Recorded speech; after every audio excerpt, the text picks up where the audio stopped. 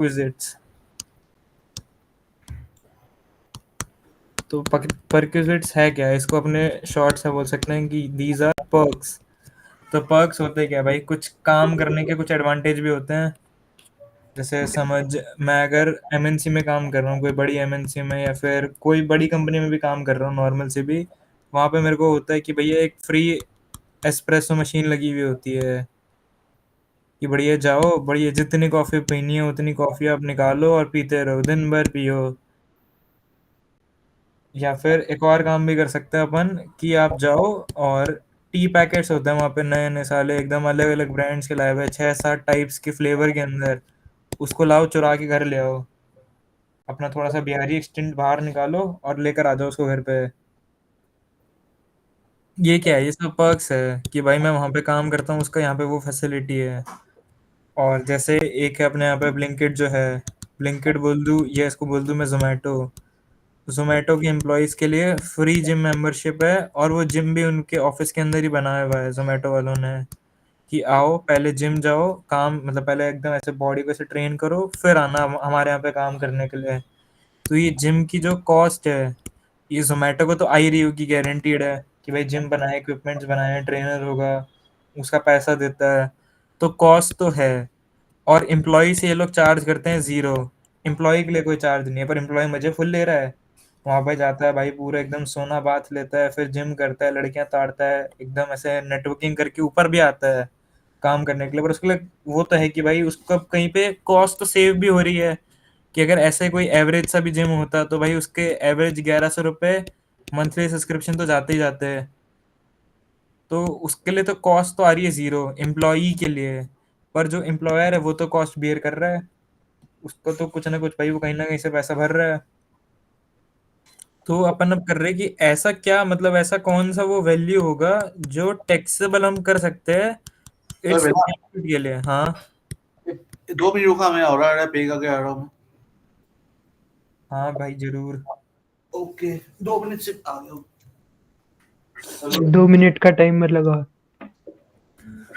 हाँ भैया, second floor जाइए, सेकंड फ्लोर लेफ्ट साइड। हाँ, वहाँ से छोटा सा गली से ऊपर आ जाइए, सेकंड फ्लोर। सेकंड फ्लोर के लेफ्ट साइड, सेकंड फ्लोर के लेफ्ट साइड, सीधा सीधा एक फट का दरवाजा है, वो खुल के ऊपर आ जाइए।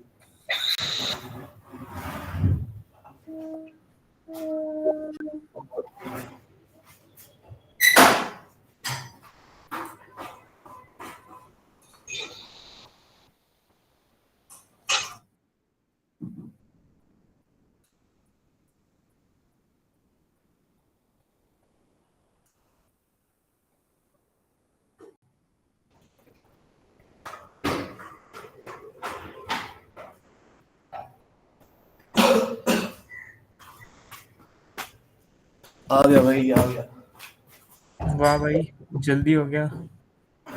पे क्या हुआ था, आ गया। चल कोई बात नहीं, बढ़िया बात है। सेकंड। तो फिर अपने यहाँ पे थे कि कुछ ऐसी वैल्यू तो है जिसको टैक्सेबल तो करना पड़ेगा, क्यों, क्योंकि जो एम्प्लॉई है वो बेनिफिट उठा रहा है, उसके भले ही उसको उस चीज की उसकी सैलरी में ऐड तो करना ही पड़ेगा, क्यों, क्योंकि एम्प्लॉयर तो अपने खर्चे बुक कर रहा है। जो एम्प्लॉयर है वो तो अपने कॉस्ट को क्या करवा रहा है, डिडक्शन दे ही रहा है। एम्प्लॉयर अपनी कॉस्ट का डिडक्शन लिए ही जा रहा है, किसमें, पीजीबीपी में। पर भाई ऐसा है कि किसी का अगर डिडक्शन है तो वो किसी की इनकम है, तो ये इनकम किसकी है, ये तो अपन को पता भाई, ये तो एम्प्लॉय ही मजे ले रहा है इसके। वैल्यू निकालनी है सबसे पहले तो, कि उसने इस मजे से कितनी वैल्यू ली, और इस वैल्यू को फिर अपने कर देंगे टैक्स। तो अपना जो मेन काम है कि भाई बढ़िया भाई, पहले तो अपन को आइडेंटिफाई करना है कि पर्क क्या है, फिर अपन को पर्क की वैल्यू निकालनी है। जैसी वैल्यू निकली बस उसको सैलरी में ऐड कर देंगे। इतना ही काम है अपना परक्विजिट्स में। मतलब यही है ना तेरा, वो जिम का जो मतलब हम लोग फ्री में फैसिलिटी उठा रहे हैं, हम्म। उसका मतलब क्या, कहाँ से मतलब फ्री में हम लोग का कहाँ से काट रहा है, मतलब वो निकलना है क्या? वही बस कि भाई जो तूने फ्री में मजे लिए ना, तो हाँ एक्चुअली तो किसी की तो कॉस्ट है, तो तूने हाँ। कितने मजे लिए उसकी वैल्यू निकालनी है अपन को कुल मिला के। अच्छा अच्छा। बस इतना ही है, इतना ही सिंपल प्रिंसिपल है इसका। अब जैसे अपने बात करते हैं कि यार मतलब कौन सी परक्विजिट्स हो सकते हैं, तो मैं बोलता हूँ सबसे पहले तो सबसे पहला जो अपने दिमाग में आता है, भाई मेरे को काम करने के लिए एक लैपटॉप मिला हुआ है। लैपटॉप भी कैसा, एकदम 1.5 लाख रुपए का, ठीक है, स्पेसिफिकली 1,25,500 रुपए का। ऐसा बढ़िया एकदम शानदार एक लैपटॉप मिला है मेरे को काम करने के लिए, ठीक है। ये शानदार लैपटॉप तो है कंपनी का, कंपनी ने मेरे को दिया है काम करने के लिए, और इस लैपटॉप से मैं ऑफिस का काम भी करता हूँ। अब इस लैपटॉप से मैं घर का काम भी करता हूँ। अब मैं ये जो कॉस्ट आ रही है मेरे एम्प्लॉयर को, मैं इसको कैसे अपोर्शन करूँ कि कौन सा ऑफिस का है, कौन सा होम का है। तो इस केस में तो क्या कर रखा है इन्होंने, इन्होंने सीधा बोल रखा है अगर आपको लैपटॉप या कंप्यूटर, इन दोनों में से कोई भी चीज अगर आपको काम करने के लिए मिलती है, या फिर खुद मतलब ऐसा भी कि ऑफिस के काम करने के लिए मिली है या घर ले जाने के लिए मिली है, दोनों के लिए आपके लिए परक्विजिट होगा नील, कोई भी टैक्सेबल नहीं होगा।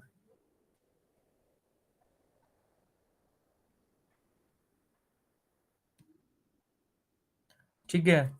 और अपने फिर बात करते हैं कि और कौन से टैक्स और कौन से परक्विजिट्स हो सकते हैं। तो फिर मैंने बोला जर्नल्स हो सकते हैं, मेरे को कोई मैगजीन्स मिल सकती है।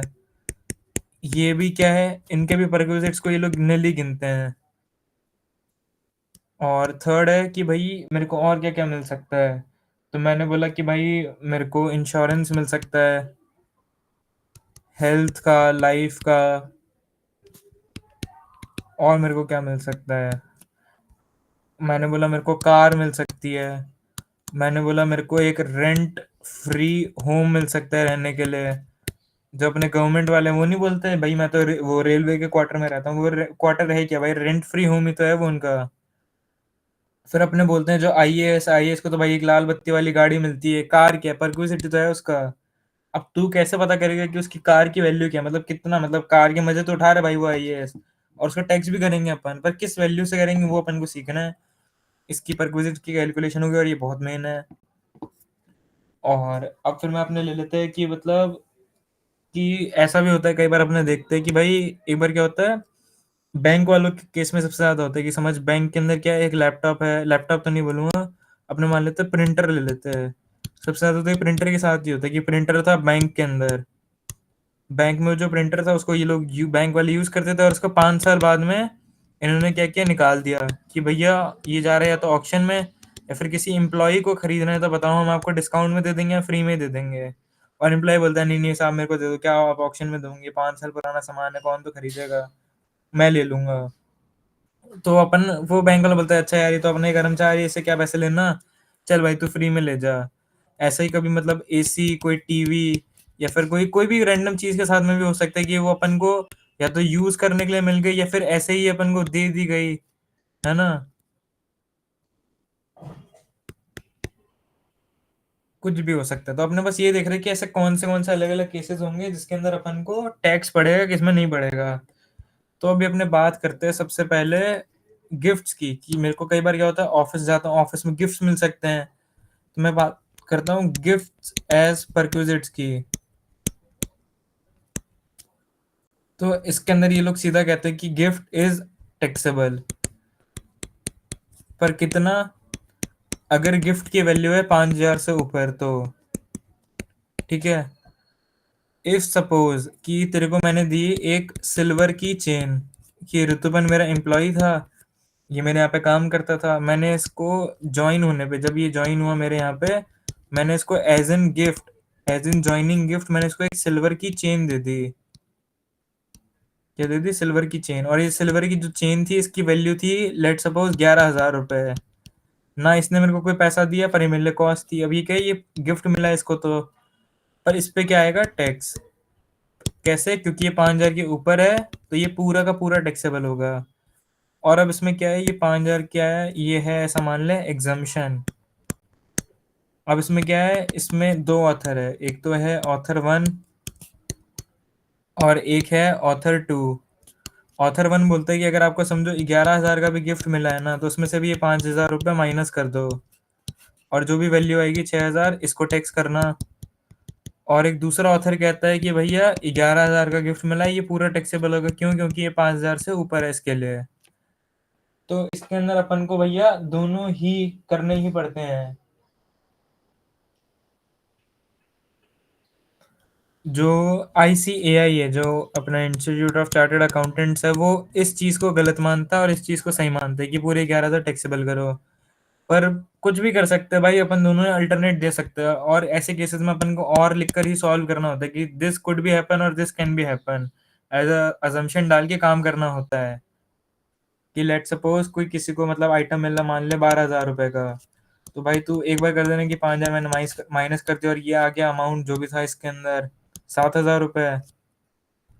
और एक जगह पे करके दिखा देना, और 12,000 इज फुल्ली टैक्सेबल। ये दोनों ही अल्टरनेट सॉल्यूशंस है इस चीज के। और अगर कोई सामान है, जो मान लेते हैं, समझ, मैं आया, मैंने, इमरान मेरे यहाँ पे काम करता है, मैंने उसको 4,250 का एक कवर गिफ्ट कर दिया। ठीक है, तो ये 4,250 है, नहीं क्या है, 5,000 से लेस है, ये होगा पूरा का पूरा एग्जाम। ठीक है। और ऐसा मतलब कितने के बार गिफ्ट ले सकता है? ऐसा थोड़ी करता रहेगी कि 5,000 मल्टीप्लाई बाय 12 पूरे साल भर ही तो गिफ्ट ही लेता रहेगा, नहीं। पूरे साल भर की एक ही लिमिट है, 5,000 रुपए। क्योंकि जब भी तू गिफ्ट का कैलकुलेट करेगा तो ऐसा लिखेगा कि X1 gift, X2 gift, X3 gift. फिर तेरे को टोटल 1,000 का मान ले एक गिफ्ट मिला, दूसरा गिफ्ट मिला किसी का 2,000 का, किसी से मिला 5,000 का, टोटल किया, वैल्यू आई 8,000 रुपए। इस वैल्यू का तू कंपेयर करेगा। ठीक है। समझ, तेरा मतलब बर्थडे था ऑफिस के अंदर, और तेरे तीन दोस्त थे, एम्प्लॉय 1, एम्प्लॉय 2 और एम्प्लॉय 3, तीनों ने तेरे को गिफ्ट दे दिया, पर गिफ्ट मिला है और टैक्सेबल तो होगा क्योंकि तेरे को ऑफिस में मिला है। तो तेरे को ऐसे यूज करना पड़ेगा। इसका सॉल्यूशन कैसे बनेगा? अब इसमें दो पॉइंट ऑफ व्यू है, तो 5,000 रुपये माइनस होंगे या तो नहीं होंगे, बस। ठीक है। इतना क्लियर है तो अपना भाई दूसरा प्रपोजिट उठाते हैं।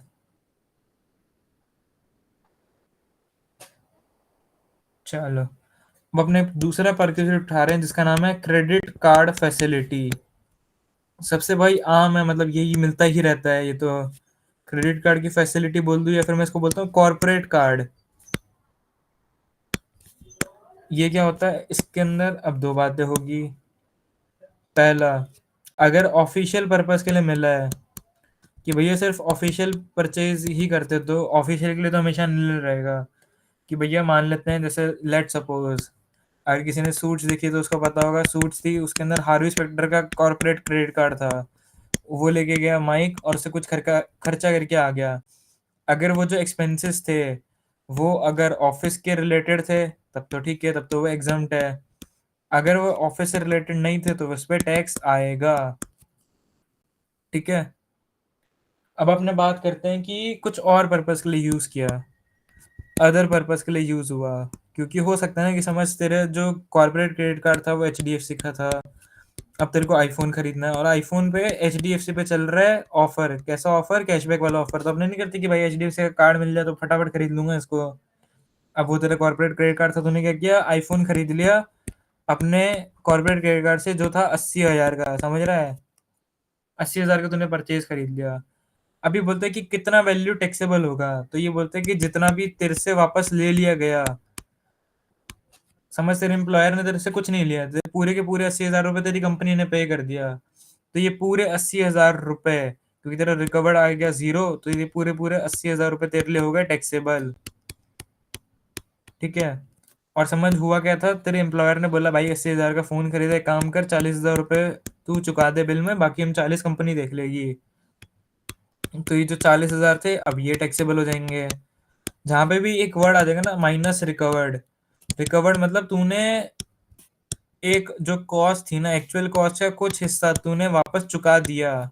You have repaid that. तेरी सैलरी से काट लिया या तूने उसको मतलब ऐसा दे दिया, पर तूने मतलब पैसे रिटर्न कर दिए, ऐसा मान ले। तो अगर पैसे रिटर्न कर दिए तो परक्विजिट किस चीज का? इसके लिए बस वो माइनस कर दिया, तो इससे इजी तो कुछ हो नहीं सकता। ठीक है। आगे बढ़ू मैं? हाँ, हाँ, हाँ, हाँ।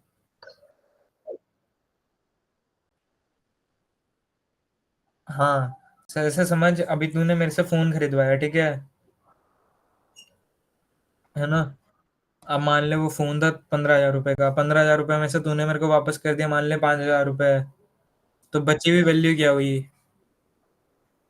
हाँ, तो फिर मतलब जो भी था, जो बची हुई अमाउंट है वो तेरी टैक्सेबल हो जाएगी as in perquisite in salary. और समझ तो पूरे के पूरे 15,000 ही लौटा दे, तो क्या होगा? वो जीरो। अब चले आगे। मतलब ये देखो, ये जो 5,000 रुपये मतलब आपने चुका दिया ना इसमें, हम्म। तो वो रिकवर में आएगा ना। हाँ, वो रिकवर्ड में आएगा। और 15 जो 10,000 बचेगा वो टैक्सेबल होगा। एकदम अच्छा, परफेक्ट। रिकवर वाला टैक्सेबल नहीं होगा मतलब। नहीं, रिकवर कभी भी टैक्सेबल नहीं होगा, भले कोई सा भी केस हो। अब अपने आते हैं थर्ड पॉइंट पे, जो कि है, अपने मान लेते free food facility. Food facility मिल जाए, ठीक है तेरे को। और ये फूड फैसिलिटी कैसी है? ये फूड फैसिलिटी को अपने बांट देते हैं तीन हाथ में। अब पहले इसको लेते हैं अपने टी एंड कॉफी स्नैक्स। इसको अपने लेते हैं टी, कॉफी या स्नैक्स। और वो भी कैसे? During office hours. ये तेरे लिए रहेगा एग्जम्प्ट, कि भाई तेरे को जितनी कॉफी पीनी है, जितनी चाय पीनी है, जितने समोसे पेलने हैं पेल, पर कब? ऑफिस आवर्स में। समझ ले, तेरा ऑफिस आवर्स है 9 AM टू 9 PM। इसके बीच में तेरे को जितने मर्जी है उतने चाय पी, उतने समोसे पेल, चल जाएगा। पर अगर 9.1 हुआ तो फिर वो तेरे लिए एग्जाम नहीं रहेगा, ये ऐसा है। और ऐसा कोई देखने वाला है नहीं भाई, तूने कब पिया, क्या किया, ये सब फालतू बातें है। But it is what it is, कि tea, snacks and coffee taken during office hours is exempt. कुछ नहीं, कोई खर्चा नहीं। अब समझ, तेरे को यही पूरी की पूरी फूड फैसिलिटी भाई, तेरे को खाना पीना सब कुछ मिला, पर किधर? रिमोट लोकेशन पे। रिमोट लोकेशन बोलूँ तो भाई, कोई जंगल में तेरे को भेज दिया काम करने के लिए, अब वहां तेरे को ये लोग खाना प्रोवाइड कर रहे हैं। या फिर तेरे को कोई ऑफ शोर यूनिट। ऑफ शोर यूनिट बोले तो भाई तू अभी कोई जहाज में, कोई समुद्र में है कहीं पे, मतलब ऑफ शोर यूनिट में है। अब देखो मतलब एक तो तू पहले ही भाई कहीं पे फंसा हुआ है, त्रास में, एकदम से स्ट्रेस में है। और रिमोट लोकेशन है, ऑफ शोर यूनिट में है, तो उसके लिए क्या हो जाता है? एग्जाम। कि तेरे से खाने के पैसे पे टैक्स थोड़ी लेंगे, माफ किया तेरे को। और अदर्स, अदर्स बोले तो फिर दो हाथ कर देना। If cost does not exceed. हाँ, नहीं, ऑफिस के काम से बाहर गया है ना तो रिमोट लोकेशन पे है, और वहां पे तेरे को खाना प्रोवाइड किया है कंपनी ने।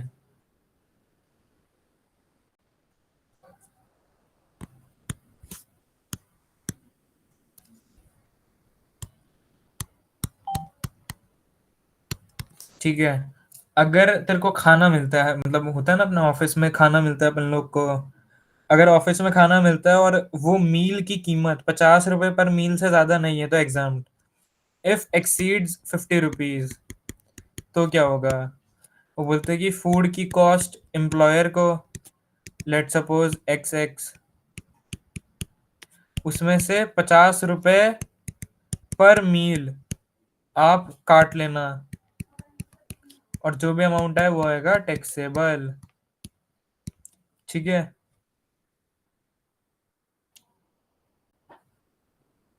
और अगर कुछ नहीं दिया ना कि नंबर ऑफ डेज कितने वर्किंग थे, तो अज्यूम करना कि 300 वर्किंग डेज थे बस। फिर से बोल दो इसका लाइन। देख, ये तेरे को पता है कि जो बड़ी ऑफिसेज होती है उसके अंदर खाना मिलता है, लंच, हाँ लंच बरोबर। या डिनर वो मिलता है हम्म, ना? अब हम्म, समझ, वो लंच डिनर के लिए क्या होता है, एम्प्लॉय को कोई पैसे नहीं देने होते, 0 रुपीज देता है वो। हाँ और पर वो एक्चुअल कॉस्ट तो वो एम्प्लॉयर को आ ही रही है, हाँ हाँ एक्स अमाउंट। अब समझ, ये जो एक्चुअल अमाउंट है ये इसको ₹50 पर मील, मतलब पर प्लेट, अगर उसको 50 रुपए से ज्यादा पड़ता है हाँ। तो क्या करना, तू लिखना जितना तेरे को कॉस्ट पड़ा उतना, एक्चुअल लेस ₹50 इंटू पर मील, जितना भी वो तेरा बंदा मील खाया उतना। हम्म, और माइनस कर देना रिकवर्ड, जो भी उससे अगर तूने पैसा वसूल भी कर लिया तो रिकवर्ड, और जो आंसर आ गया वो टैक्सेबल। हम्म। और अगर वो है ही 50 रुपए से कम तो टैक्सेबल ही नहीं है, वो एग्जाम्प्ट है पूरा का पूरा ही। नहीं वहां पे 50 रुपये होगा, मतलब कैसे पता चलेगा? अरे यार वो बताएंगे ना कि यार मतलब वो लिख कर आता है कि भाई ये इतना रुपया पड़ता है हम लोग को, वो सारी कैलकुलेट करके रखता है भाई, वो एचआर का काम ही क्या, रंगोली बनाना थोड़ी है। ठीक है, ठीक है। और दूसरा क्या होता है, ये लोग कौन सा खुद से तेरे को खाना बना के देते हैं, ये लोग भाई कॉन्ट्रैक्ट बेसिस पे रखते हैं कि भाई मान ले कि कोई वो है ऋतुपन खाने वाला, एक ऐसा करके केटरर्स है, केटरर से ये लोग क्या करते हैं भाई, आपको आना हमारे यहाँ पे हर रोज 100 एम्प्लॉय के लिए हमको देना है खाना, और वो लोग क्या करते हैं, वो बोलते हैं कि ठीक है मालिक मिल जाएगा आपको, हम पर मील कितना चार्ज करेंगे, बोले 150 रुपये चार्ज करते हैं हम लोग पर मील, बोले ठीक है कोई बात नहीं आप दो हमको, हमको बस अच्छा खाना चाहिए हमारे एम्प्लॉयज के लिए। तो पता चल जाता है भाई वो कौन सा खुद से खाना बना रहे हैं, वो इस्कॉन थोड़ी खोल कर बैठे हैं कि भाई खुद से सारा खाना बनाएंगे वो लोग।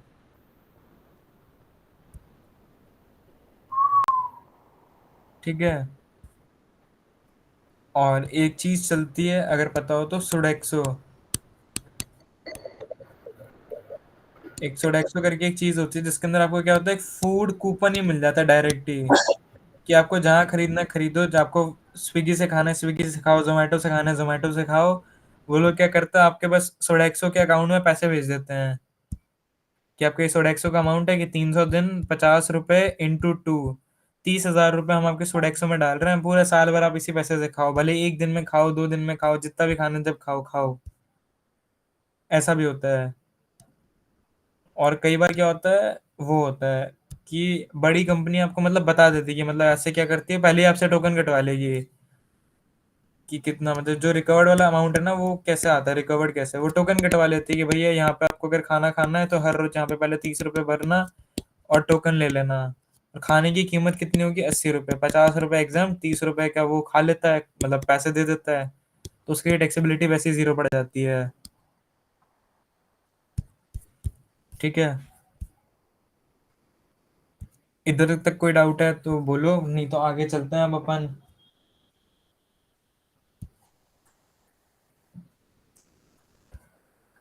तो फिर अब अपना आगे बढ़ रहे हैं इसके लिए, इमूवेबल एसेट्स, मूवेबल एसेट्स के लिए, मूवेबल के लिए नहीं सॉरी, मूवेबल एसेट्स के लिए। अब समझ, तेरे को कोई यूज करने के लिए मिल रहा है मूवेबल एसेट्स, तो तू क्या करेगा। अब तेरे को तो भाई ऐसा समझ ले, तेरे को कोई वो दे दी, कोई कार दे दी चलाने के लिए, और तू रोज चलाता है उस कार को, पर वो कार तेरी नहीं है, पर तू उसको चलाता तो रोज है, पैसे भी तू ही भरता है, फ्यूल भी तू ही भराता है, पर तेरे को कार मिल रखी है पर सिर्फ यूज करने के लिए। तो तू क्या करेगा, कुछ ना कुछ तो टैक्सेबल करना ही पड़ेगा। तो इसके अंदर ये लोग बोलते हैं कि आप सबसे पहले तो साहब ये देखो कि ये एसेट की लाइफ कितनी है, if it is 10 years plus तब तो नील, क्योंकि भाई कुछ वैल्यू नहीं बची होगी ना, अगर तू सिर्फ उसको 10% एसएलएम से भी अगर रिड्यूस कर रहा होगा तो 10 साल तक आपकी एसेट की तो पूरी वैल्यू ही खत्म हो चुकी होगी। अब समझ में, देखो कोई 10 साल पुरानी बाइक दे दो चलाने के लिए, तो उसमें क्या ही बच गया होगा मेरे पास जो मैं जैसे टैक्स करूँ, क्या ही तू खराब कर देगा, मतलब उसको तो अब डेप्रिसिएशन भी नहीं आ सकता, इतना खराब हो चुका है वो, पहले 10 साल हो गए उस चीज को। सही बात है ना। पर वो बोलता है कि अभी तक उसको बिफोर 10 ईयर, मतलब अभी तक उसको 10 साल हुए नहीं है, तो बोले बिफोर 10 years में आप क्या करोगे। मैं भैया, फिर तो दो बातें होगी। पहली,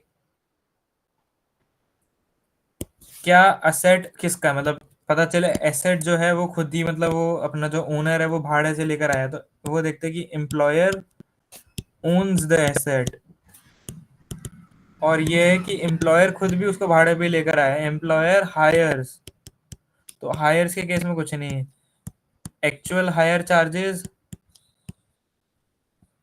लेस एनीथिंग रिकवर्ड।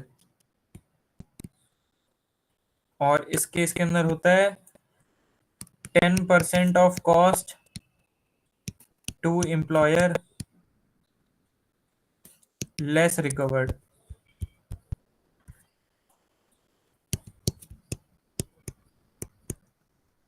ठीक है। हम्म। इसमें कोई दिक्कत है क्या। लेट सपोज अगर 1 लाख रुपए की कोई एक बाइक थी, लेट सपोज अपने पास थी SP 125, वो थी 3 साल पुरानी, अब वो एम्प्लॉयर ने मेरे को दे दी कि भाई तू यूज़ कर ले, बाद में लौटा देना, कोई दिक्कत नहीं है। मैंने ठीक है। तो मेरे लिए इसका परक्विजिट क्या बनेगा, मतलब 10% ऑफ एक्चुअल कॉस्ट। तो ₹1,00,000 की बाइक थी, तो मेरे लिए परक्विजिट है ₹10,000। जिस बाइक को यूज़ करने के लिए मेरे से एम्प्लॉयर मेरे से पूरे साल भर के सिर्फ ₹2,000 लेता था, माइनस 2,000 यानी 8,000 इज माई टैक्सेबल परक्विजिट्स। ठीक है। अब अपने बात करते हैं कि अब एसेट मेरे को यूज़ करने के लिए नहीं मिल रही, पर मैंने खरीद ली है। क्या कर दी है? खरीद ली है। तो मतलब क्या हो रहा है यहाँ पे, सेल ऑफ मूवेबल एसेट।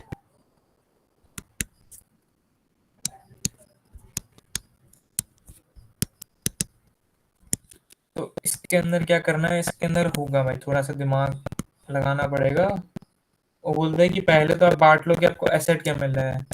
आपको क्या कंप्यूटर एंड इलेक्ट्रॉनिक्स मिला है, या आपको कार मिली है, या आपको अदर एसेट मिले हैं। और यहाँ पे लिख देंगे पर्टिकुलर्स।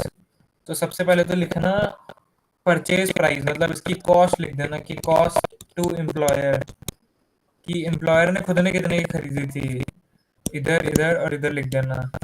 फिर इसमें से माइनस करना डेप्रिसिएशन। और डेप्रिसिएशन कैसा, for completed years only.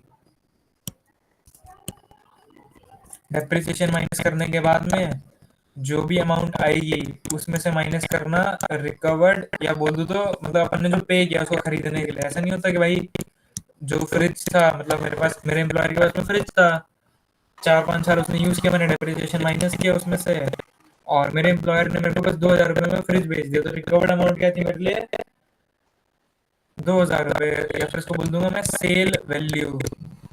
Cell value में से जो भी आंसर आएगा ये मेरे लिए बन जाएगा नीचे टैक्सेबल। अब इनकम टैक्स के अंदर डेप्रिसिएशन के रेट गिवन है। किसके लिए? इस प्रिक्विजिट्स के लिए। इसका पीजीबीपी वाले डेप्रिसिएशन से कोई लेना देना नहीं है। वहां पे रेट अलग है, यहाँ पे रेट अलग है। तो यहाँ पे रेट क्या है, मैंने बोला कंप्यूटर्स एंड इलेक्ट्रॉनिक्स के लिए 50% WDV से, कार के लिए 20% WDV से, और बाकी कोई भी अदर एसेट होगा तो उसके लिए 10% SLM स्ट्रेट लाइन मेथड से। अब अपने बात करते हैं what does computer and electronic includes. तो इसके अंदर as the name suggest, computer, computer के पार्ट्स बोले तो मॉनिटर, CPU, और अपना माउस, और कीबोर्ड, प्रिंटर, एक्सेट्रा। ये आता है। याद रखना ये जो चीज़ें लिखी है ये 1961 में लिखी है, और उस जमाने में लैपटॉप नहीं था। तो laptop is not included in computer and electronics, it is included in other assets. तो अगर आपको लैपटॉप मिला है या फिर कोई आईपैड मिला है तो वो इलेक्ट्रॉनिक्स नहीं है, वो इन लोग के लिए अदर एसेट्स है। ठीक है। इन लोग के लिए कंप्यूटर एंड इलेक्ट्रॉनिक्स का मतलब है कंप्यूटर, सिंपल। क्या? सब अदर एसेट ना, देख तेरे को या तो वो तीन चीज है, या तो वो कंप्यूटर है, या फिर कंप्यूटर की एसेसरीज है, या फिर वो कार है। अगर ये दोनों भाषा के अंदर नहीं आ रही है तो फिर वो अदर्स है, सिंपल अदर्स। वेदन ये एम क्या है? M is monitor. अच्छा अच्छा।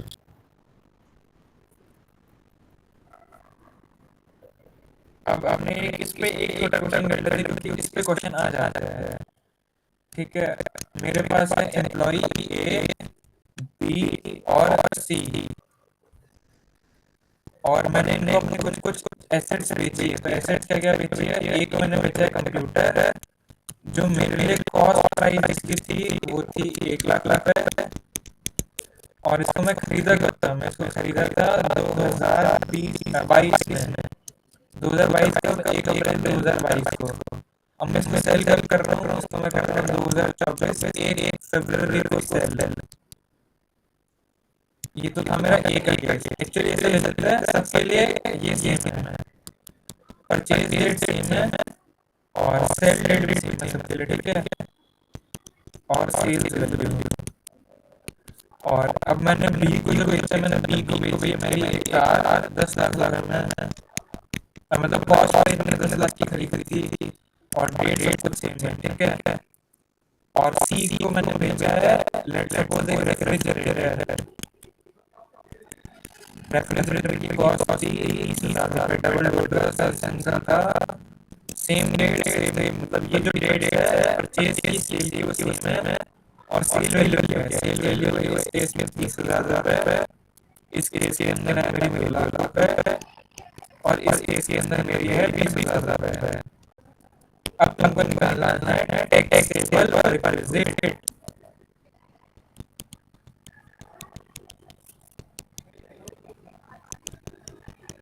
फटाफट टैक्सेबल बजट निकाल दो इसका।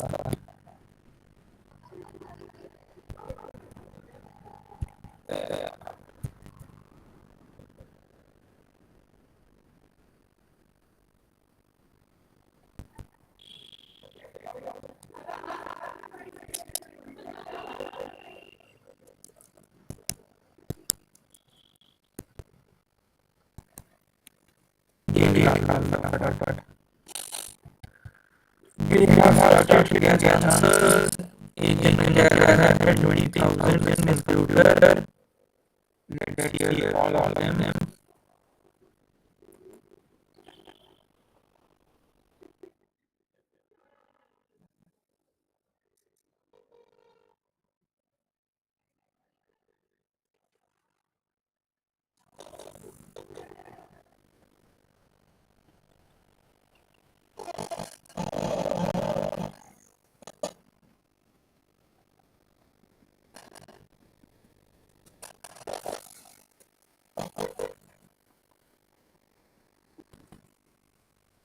We have got 7,000 for refrigerator.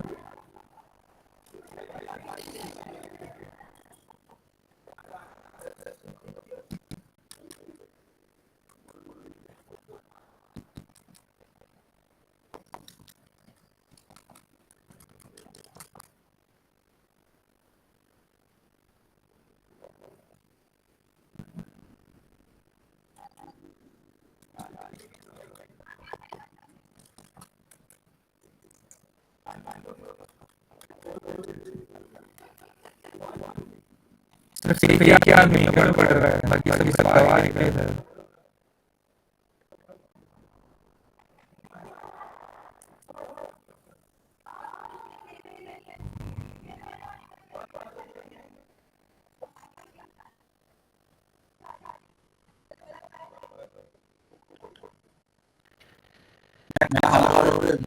नहीं मैं निकाला, मैंने बोला खाने के टाइम निकाला, कुछ छोड़ दे क्लास थोड़ा बाद जा।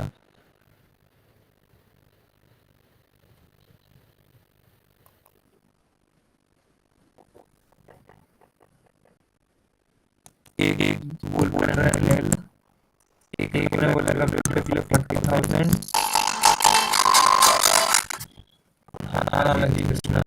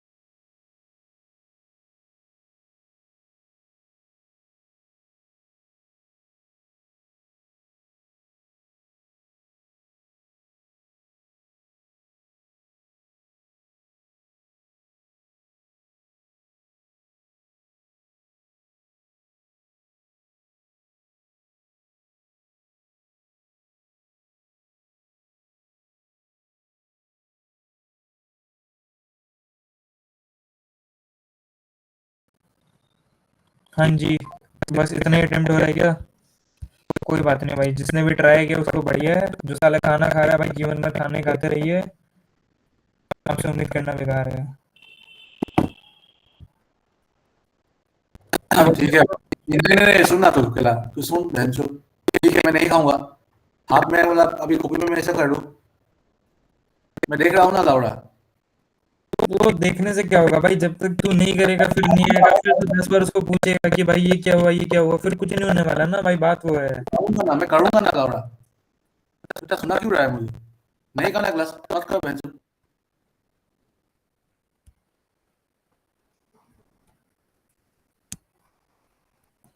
इधर है 1 लाख रुपए, ठीक है। मैंने बोला था डेप्रिसिएशन मिलेगा for the full year only, तो अब इसमें से डेप्रिसिएशन हटा देते हैं। ये है 50% WDV यानी रिटर्न डाउन वैल्यू।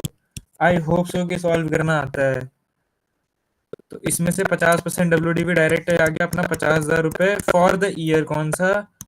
1 अप्रैल 2022 में खरीदा था टू 1 अप्रैल 2023। इसके लिए तो मैंने 50,000 रुपये डाल दिए है। बट एक चीज पता है क्या है, अब 1 अप्रैल 2023 से लेके 1 अप्रैल 2024 तक का मैं डिप्रिसिएशन नहीं ले सकता। क्यों? क्योंकि 1 फरवरी 2024 में एसेट सोल्ड हो गया और मेरा ईयर होना ही रहा है कंप्लीट। तो ईयर कंप्लीट नहीं हो रहा है, इसके वजह से मैं यहाँ पे इसको ले नहीं सकता डेप्रिसिएशन, तो ये डेप्रिसिएशन इधर आ गया नील इस ईयर का। ठीक है, मेरे हिसाब से शायद अगर किसी से भी गलती हुई होगी तो इस पॉइंट पर हुई होगी, बाकी तो कुछ चाहे नहीं। अब वो रिकवर, अरे चाहे वो कोई भी डेट को होता, मतलब मार्च से पहले, मतलब मैं कह रहा हूँ 18 जनवरी भी होता तब भी नील हाँ होता। कुछ भी होता, मैं कह रहा हूँ अगर ये होता, मान ले पूरा का पूरा, तो वो ले ले 29 मार्च भी होता, नहीं 29 मार्च 2024, तब भी ये नहीं लाता। ये एक ही केस के अंदर मैं इसको इंक्लूड करता अगर ये होता 31 मार्च, क्योंकि 1 अप्रैल से 31 मार्च के अंदर पूरे के पूरे 12 महीने कवर हो जाते हैं, है ना। अच्छा। तो अगर ये 30 मार्च भी होता ना, मैं 30 मार्च पे भी डिनाई कर देता, पर मेरे को इतना कंफ्यूज करना नहीं था। और ये ऋतुमन इतना बुरा मान के गया है भाई, ये नहीं समझेगा जब तक ये हाथ से करेगा नहीं। छोड़ना, तेरे को क्या दिक्कत अरे भाई, एक तो मैं बैठा हूँ अपना टाइम देके, उसके अंदर भी अगर भाई तुम लोग बोलो कि मैं हम लोग नहीं करने वाले, तब तो भाई धूल है ना किया भाई किसी का। क्या कर सकते हैं भाई। छोड़ो, कोई बात नहीं। 1 फरवरी इतना, और रिकवर्ड कितना था भैया के लिए? 30,000 रुपये। तो अब इसको बस कैलकुलेट करना है, तो 1 लाख में से 80,000 चले गए, तो ये आ गया 20,000 रुपये as an taxable for a भैया। अब देखते हैं बाकी का। तो ये 20,000 किसके आए थे? शायद मिश्रा का आया था। मेरा था। हाँ तो भैया ये लेता ली। बढ़िया भाई बढ़िया, नाइस अटेम्प्टेड। अब करते हैं सी का। मैं कंप्यूटर का रेट ही भूल गया, मुझे याद ही नहीं आ रहा था। अब आता है कार पे। कार उसने खरीदी है 10 लाख रुपए की, मोबाइल 10 लाख रुपए की कार ली है 2022 में। अब इसको, इस पे डेप्रिसिएशन लगाएंगे हम 20% WDV का 1 साल के लिए, क्योंकि इसके लिए ये भी नहीं लिया है। अब ऐसा भी हो सकता है कि भाई सब हर एक केस के लिए अलग अलग डेट भी हो, पर वही है कि भाई मेरे को कॉन्सेप्ट समझाना है, मेरे को तुमको वो ट्रिक नहीं करना।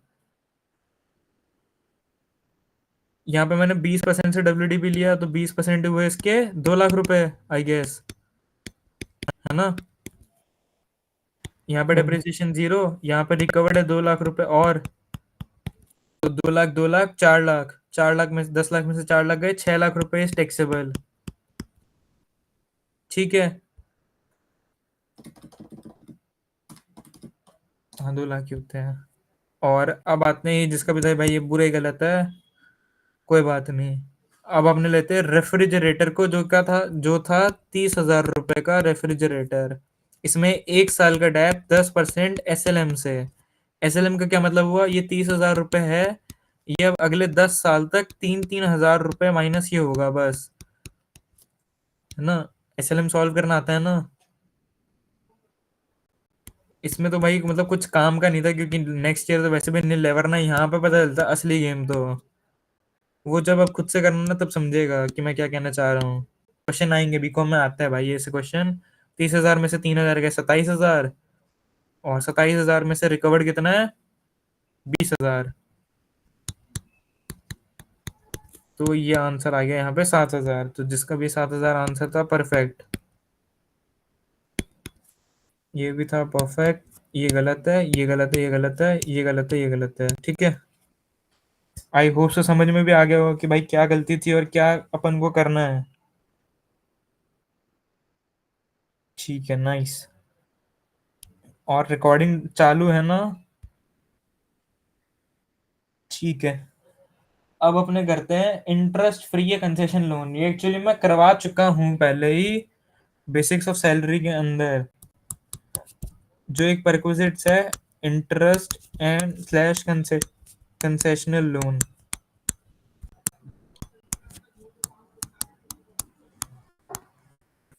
इसका क्या मतलब होता है, जैसे समझ, मेरा एक एम्प्लॉयर था, वो बहुत अच्छा आदमी था। उसने क्या बोला, भाई तेरे को घर खरीदना है 10 लाख रुपए का, मतलब 10 लाख रुपए कम पड़ रहे, तो बोला तेरे को घर खरीदना। मैंने बोला हाँ मालिक, घर खरीदना, बस 10 लाख रुपए कम पड़ रहे, इसलिए अटक गया हूँ। बोले काम कर भाई, जा घर बुक करवा ले, तू डायरेक्ट बुक करवा दे, तेरे से मैं तेरे को लोन देता हूँ, इंटरेस्ट भी नहीं लूंगा।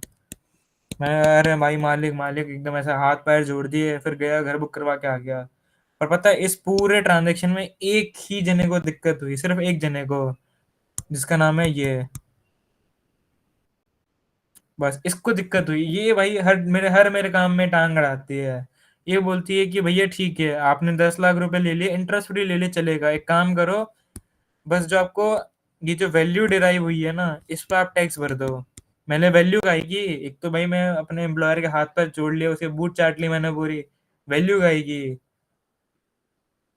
बोले कि आपको ये जो इंटरेस्ट फ्री लोन मिला ना, कि मतलब अगर आप नॉर्मल अगर एसबीआई से भी जाते तो हम मानते कि 8% का लोन आपको मिलता, मतलब 8% के इंटरेस्ट में मिलता, तो 10 लाख का 8% कितना हुआ, 80,000 रुपए। बोले ये 80,000 रुपए आपको मिले एज एन परक्विजिट्स, तो आप इस परक्विजिट्स पे आप दे दो मेरे को टैक्स, सिंपल। ठीक है, अब समझ, मेरा एम्प्लॉयर था, अब हुआ क्या, ऐसा ही एक केस चल रहा था, मैं अपने होम लोन के लिए क्या कर रहा था, भागा दौड़ी कर रहा था, कि भाई मैं अपने एम्प्लॉयर का बोल रहा हूँ, भैया सैलरी स्लिप दे दो मेरे को, एसबीआई जाना है, ये करना है, वो करना है, तो वो बोलते कि एक सेकंड रुक। बोले एसबीआई तेरे को कितने पे लोन देता है? मैंने, भैया 7.75% पे मेरे को एसबीआई रेट दे रहा है इंटरेस्ट। तो मेरा मालिक मेरे को कहता है कि एक काम कर, तू मेरे से लोन ले ले, कि मतलब एम्प्लॉयर मेरे को कहता है कि तू मेरे से लोन ले ले, कि मैं भी तेरे को इंटरेस्ट दूंगा, ऐसा नहीं कि तेरे पे एहसान कर रहा हूँ, मैं भी तेरे से इंटरेस्ट लूंगा, पर कितना, 5.05%, ये मेरा इंटरेस्ट रेट रहेगा। मैंने बोला ठीक है सर, आप दे दो, कोई दिक्कत ही नहीं है। और मेरे को पूरे 50 लाख रुपए का होम लोन मेरे एम्प्लॉयर ने दे दिया एट दिस रेट। एहसान नहीं किया मेरे पे, पर उसने मेरे को क्या किया, मदद करी और कम इंटरेस्ट पे लोन दे दिया। फिर वापस से एक ही जने को दिक्कत हुई, कि भैया अगर आप मेरे से लोन लेते तो आप 7.75 पे देते, पर आपके मालिक ने आपको दिया है तो इतना। तो बस एक वो जो औरत थी उसको दिक्कत हुई, वो बोलती कि चलो ये जो डिफरेंशियल रेट आ रहा है ना, इसको अपने बोलते हैं कंसेशनल, आपको कम रेट पे इंटरेस्ट, मतलब कम इंटरेस्ट रेट पे आपको लोन मिल रहा है। बोले ये जो डिफरेंस आ रहा है ना इसका, 7.75 में से 5.05 का, यानी 2.7% का, ये जो डिफरेंट है, जो डिफरेंशियल रेट है, ये जो कंसेशन मिला है आपको, आप इस पे टैक्स भर देना बस। 5 लाख रुपए नहीं, इसके ये जो वैल्यू आपने डिराइव की है एक्स्ट्रा अपने एम्प्लॉयर के साथ काम करने पे, इस पे टैक्स आएगा। तो एक सेकंड करना, 50 लाख इंटू 2.7%, यानी 1,35,000 will be added to your salary as in perquisites। क्या कर सकते हैं भाई, मजबूरी है भाई, गरीब की मजबूरी का सब फायदा उठाते हैं। अब ऐसा क्वेश्चन आता है कई बार कि आपको बनाना है लोन का पूरा अमोर्टाइजेशन स्केड्यूल, क्योंकि ऐसा होता है कि भाई मैं ना अपने ये जो 50 लाख का लोन है अभी चुका भी तो रहा हूँ मेरे एम्प्लॉयर को, और अमोर्टाइजेशन में क्या होता है कि भाई एक अमाउंट अमाउंट आउटस्टैंडिंग थे एक पीरियड पे, मेरी ईएमआई बनी, ईएमआई के अंदर एक जो हिस्सा होगा वो इंटरेस्ट का होगा, और एक जो हिस्सा होगा वो होगा प्रिंसिपल का। तो ऐसा कम होते होते होते होते मेरे को, मतलब वो होगा, क्या बोलते हैं इसको, इंटरेस्ट भी मेरा हर महीने कम होता है, तो मेरे को परक्यूजिट निकालना है मेरा पूरा। तो इसमें क्या करना पड़ता है, लेट सपोज अपना अमाउंट आउटस्टैंडिंग है 1 अप्रैल 2023 के अंदर 6 लाख रुपए का, और हर महीने मेरी ईएमआई है 12,000 रुपए। अब एक तो मेरे को निकालना है कि भैया मेरा टोटल परक्विजिट कैसे निकलेगा, तो मैं बोलता हूँ आओ ऐसी बनाओ टेबल। ये अपन ने फाइनेंशियल मॉडलिंग में कर भी रखा है। मैंने पहले लिख दिया यहाँ पे आउटस्टैंडिंग, फिर मैंने यहाँ पे लिखा ईएमआई बोल दूँ या इसको मैं बोल दूँ पेमेंट। यहाँ पे मैंने लिख दिया प्रिंसिपल पेमेंट, यहाँ पे मैंने लिख दिया इंटरेस्ट, और यहाँ पे मैंने लिख दिया मतलब करंट आउटस्टैंडिंग। मतलब इसमें से इसको माइनस करने के बाद में मतलब ये जो आंसर नहीं आता था अपना कि ये मेरा था प्रिंसिपल ओपनिंग आउटस्टैंडिंग और ये है मेरा प्रिंसिपल क्लोजिंग आउटस्टैंडिंग।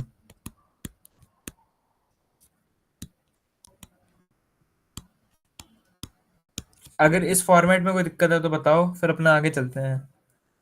और यहाँ पे मेरे को लिखना है पीरियड आगे कि मैं बात कौन सी पीरियड की कर रहा हूँ, तो ऐसे लिख देना अप्रैल, मई, जून, जुलाई, अगस्त, सितंबर, ऐसा करके पूरा लिख देना अगले मार्च तक। पहले थे 6 लाख रुपए खुले, मतलब स्टार्टिंग बैलेंस मेरा 6 लाख था, 12,000 की मेरी ईएमआई थी, और रेट यहाँ पे था 8% एसबीआई का। और जो मेरा मालिक मेरे से लेता था, जो मेरा एम्प्लॉयर था, वो मेरे से लेता था सिर्फ और सिर्फ 7%। देख रहा है कितना बड़ा फर्क दे रहा हूँ मेरे को, पूरे 1% का। मैंने चलो कोई बात नहीं, अपन को तो इससे कैलकुलेट करना है कि भैया पहले, एक सेकंड कैलकुलेटर निकालू,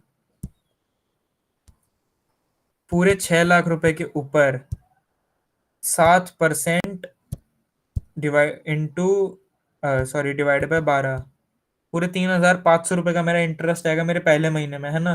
मतलब वो समझ गया मैं क्या कर रहा हूँ, कि मैंने कर दिया 7%, 7/100, मेरा 7% का रेट है डिवाइडेड बाय 12, ये मेरा मंथली रेट आ गया मल्टीप्लाइड बाय प्रिंसिपल आउटस्टैंडिंग। तो मेरे 3,500 रुपए इस महीने का है इंटरेस्ट। तो मेरा प्रिंसिपल क्या होगा, मतलब मेरा प्रिंसिपल पेमेंट कितना होगा, मैंने बोला 12,000 रुपए माइनस इंटरेस्ट अमाउंट 3,500। तो मेरा ये हो गया 8,500 प्रिंसिपल पेमेंट। अब ये 6 लाख में से 8,500 माइनस कर देना, अमाउंट इधर लिख देना। जैसे 6 लाख रुपए, 6 लाख, अरे भाई 6 लाख रुपए माइनस 3, नहीं 8,500, आंसर आएगा 591,500। तो 591,500 इधर लिखना, और ये अगले महीने का ओपनिंग बन जाएगा 591,500। पेमेंट वापस से 12,000 की होगी, पर इस बार इंटरेस्ट अलग होगा। क्यों? इंटरेस्ट हमेशा ओपनिंग बैलेंस पे बोल दूं या ये वाले क्लोजिंग बैलेंस पे बोल दूं, बात तो एक ही है, उस पे लगेगा। क्यों? क्योंकि मैंने इतना पैसा तो वापस लौटा भी दिया ना। अब ये इस पैसे पे मेरे को ब्याज थोड़ी देना पड़ेगा, नहीं, ये तो अमोर्टाइज हो रहा है मेरा लोन। तो इस पे वापस से 7% डिवाइडेड बाय 12, यानी इस बार मेरी जो अमाउंट आएगी वो आएगी 3,450। अब देख मेरा इंटरेस्ट ऐसे पूरा साल भर कम होता रहेगा, और मेरा जो प्रिंसिपल का अमाउंट है वो बढ़ता रहेगा। अब ये बढ़ जाएगा 8,550 से, मतलब 50 रुपए मेरे प्रिंसिपल पेमेंट में ज्यादा गए, और इंटरेस्ट मेरा कम होता रहेगा। और इसमें यहाँ पे अब इसको क्या करना, दिस माइनस दिस, आंसर यहाँ लिखना, और ऐसे पूरी टेबल बनेगी, ठीक है। और ये जो इंटरेस्ट होगा ये लेना एक तरफ, और सॉरी इसका एक शॉर्टकट बता देता हूँ मैं तेरे को। तुम लोग क्या करना, इधर भी लेना परक्विजिट। और परक्विजिट कैसे निकलेगा, परक्विजिट तुम लोग लेना डिफरेंशियल रेट पे। आओ दिखाऊं तुम्हें शॉर्टकट तरीका, डायरेक्ट पर की निकल जाएगा उससे, डबल मेहनत नहीं करनी पड़ेगी। कि 6 लाख रुपए डिफरेंशियल रेट क्या है मेरा, एक तरफ तो मेरे को 8% एसबीआई या फिर 7% मेरा बॉस, तो मेरे को 1% का फायदा है। तो क्या करना, पहले 6 लाख रुपए उस पे 1% डिवाइडेड बाय 12, पूरे मतलब एक महीने का मेरे को फायदा मिला 500 रुपए पे। फिर अगले महीने पे मेरे को कितना मिलेगा, मैंने बोला 591,500 का 1% डिवाइडेड बाय 12 फॉर फुल, मतलब पूरे ईयर के हिसाब से, तो मैंने बोला 492 रुपीज का। तो ऐसे ऐसे जब भी अपना ये जो अमाउंट आता रहेगा प्रिंसिपल आउटस्टैंडिंग पे, उस पे डिफरेंशियल 1% के रेट डिवाइड बाय 12 करके यहाँ पे लिखते रहना। यहाँ पे जो आंसर आएगा वो अपना हो जाएगा टोटल टैक्सेबल परक्विजिट। वरना क्या होता है, एक लंबा तरीका होता है कि पहले तुम 8% वाली टेबल बनाओ, फिर 7% वाली टेबल बनाओ, फिर जो टोटल इंटरेस्ट आएगा, मतलब जो 7% में आएगा, जो 8% में आएगा, उसको माइनस कर देना, जो आंसर आएगा वो ये आएगा। तो मैंने बोला कि सीधा क्या करना, 8 - 7% कर लो, और जो भी डिफरेंस का टेबल बना दो एक अलग से ही, बस, है ना? सही है कि नहीं है?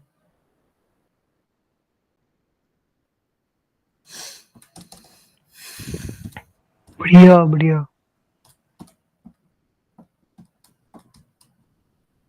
एक सेकेंड, अगर मेरे से हो रहा है तो 500 माइनस 492, 8 रुपए।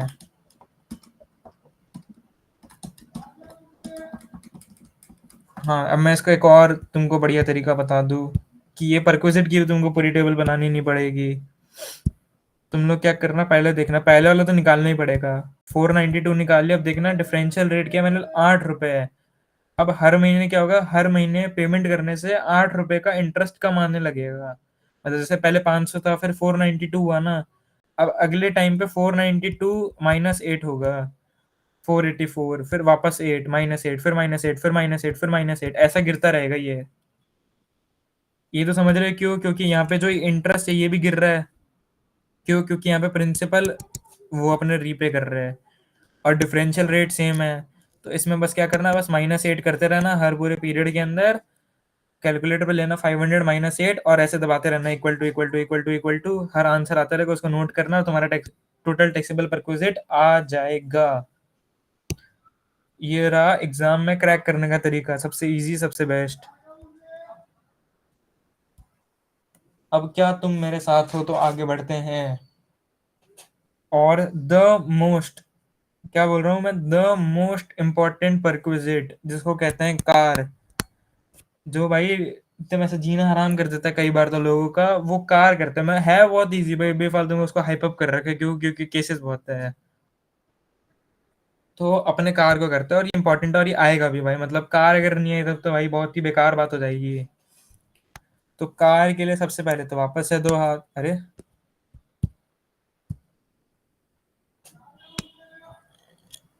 तो कार के लिए दो हाथ। पहला, owned by employee, oh sorry employer. ठीक है, कि जो कार थी वो मेरा एम्प्लॉयर है, जो मेरा मालिक है वो ओन करता है। और दूसरा है कि कार ही मेरी खुद की है, ओन्ड बाय एम्प्लॉई, कि जो कार है वो मेरी खुद की है, उसमें मेरे मालिक का हक नहीं है। मैं, चलो ठीक है। अब ओन्ड के केसेस के अंदर क्या है, अब ओन्ड के भी दो केसेस, पहला केस और दूसरा केस। इसके अंदर जो पहला केस है वो आएगा, मेंटेन कौन करता है, मैंने बोला मेंटेन्ड बाय एम्प्लॉयर, खुद ही जो मेरा बॉस है वही अपनी गाड़ी को मेंटेन करता है। मेंटेन करना मतलब पेट्रोल डलवाना, उसकी सर्विस करवाना, जो भी करवाना होता है।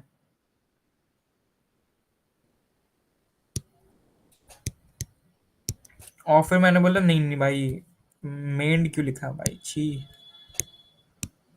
मेंटेन्ड। और यहाँ पे मैं बोलता हूँ कि नहीं नहीं, इसका जो खर्चा होता है ये होता है मेरे से, यानी मेंटेन्ड बाय एम्प्लॉई।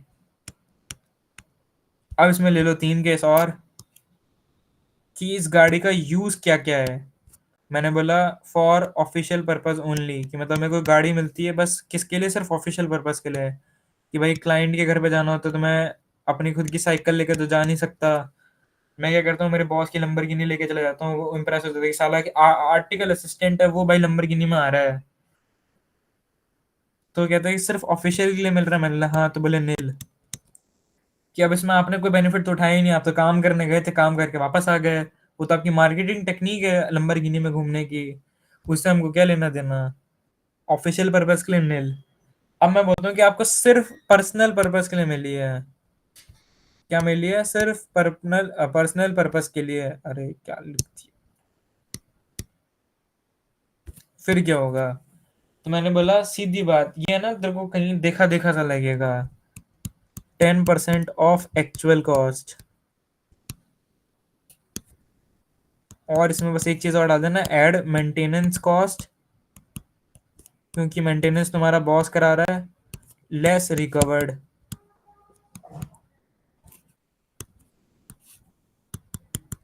ये 10% ऑफ एक्चुअल कॉस्ट कहीं देखा दिखा से नहीं लग रहा? तो ये वही केस है जब अपन को मिलता है अपन को मिलता है मूवेबल एसेट फॉर यूज, और 10 साल से पुराना हो तो, मतलब 10 साल से कम पुराना हो तो उसमें भी ये ले रहे थे अपने 10% of actual cost minus anything recovered. तो यहाँ पे भी सेम ही लॉजिक यही है। और अब मैं लिखता हूँ सबसे शानदार चीज जो है बोथ, क्योंकि मतलब कार मिली तो शायद मेरे को दोनों ही पर्पज के लिए मिली हो, कि भाई पर्सनल काम भी इससे ही करो, ऑफिशियल काम भी इसी से करो, जो करना है करो, बाकी इसका। तो मैं लिख देता हूँ बोथ, और आधे से ज्यादा केसेस यही होंगे भाई, बोथ के ही मिलते हैं अपन को तो सबसे ज्यादा। तो वो बोथ में बोलते हैं कि आप इसका क्या देखो, चेक करना गाड़ी का सीसी। सीसी बोले तो क्यूबिक कैपेसिटी, कि आपकी जो गाड़ी का क्यूबिक कैपेसिटी है वो कितना है। तो उसमें एक छोटी सी टेबल बनाता हूँ एकदम प्यारी से। वो बोलता है कि भैया अगर आपकी क्यूबिक कैपेसिटी है 1.6 लीटर या उससे बिलो, या उससे बिलो, तब तो आप लेना कितने रुपए लेना। ये बोलता है आप लेना 1800 रुपए पर मंथ ले लेना बस। जितने भी महीने के लिए तेरे को गाड़ी यूज करने के लिए मिली उसके हिसाब से देख लेना कि भाई अगर मेरी समझ डिजायर है, डिजायर आती है 1.2 लीटर में, 1.2 लीटर का इंजन आता है उसके अंदर। तो आप क्या करना, आप बस 1800 रुपये पर मंथ उसको चार्ज कर देना। आप समझ, मेरे को ड्राइवर भी मिला है, ड्राइवर बोले तो शॉफर मिला है, अच्छी भाषा में बोलो तो मेरे को शॉफर भी मिला है। तो शॉफर के लिए आप क्या करना, बस 900 रुपये पर मंथ और जोड़ देना। ठीक है, अगर मिला है तो जोड़ना, नहीं मिला तो मत जोड़ना। यहाँ पे लिख देता हूँ फॉर शॉफर इफ प्रोवाइडेड। ठीक है, अब मैं कहता हूँ जो गाड़ी का इंजन था वो 1.6 लीटर से भी अबव था। मान ले मेरे को भाई फॉर्च्यूनर ही मिल गई, उसका 1.6 लीटर से ऊपर है। अब क्या करूंगा, तो वो बोलते कि कुछ मत करना, घबराओ मत, 2400 रुपये हर महीने दे देना, और ड्राइवर के भाई 900 रुपये per month for chauffeur if provided. ठीक है, अगर इतनी बात क्लियर है तो अपने चलते हैं। ये बोलता है मेंटेन्ड बाय एम्प्लॉय। अरे भाई, कॉन्सेप्ट के बाद में अब तो स्पेलिंग पे आ रहा है, गूगल कर ले, वरना मैं लिख देता हूँ, रुक जा। मेंटेन्ड बाय एम्प्लॉय, आओ लिख दो भाई शॉफर।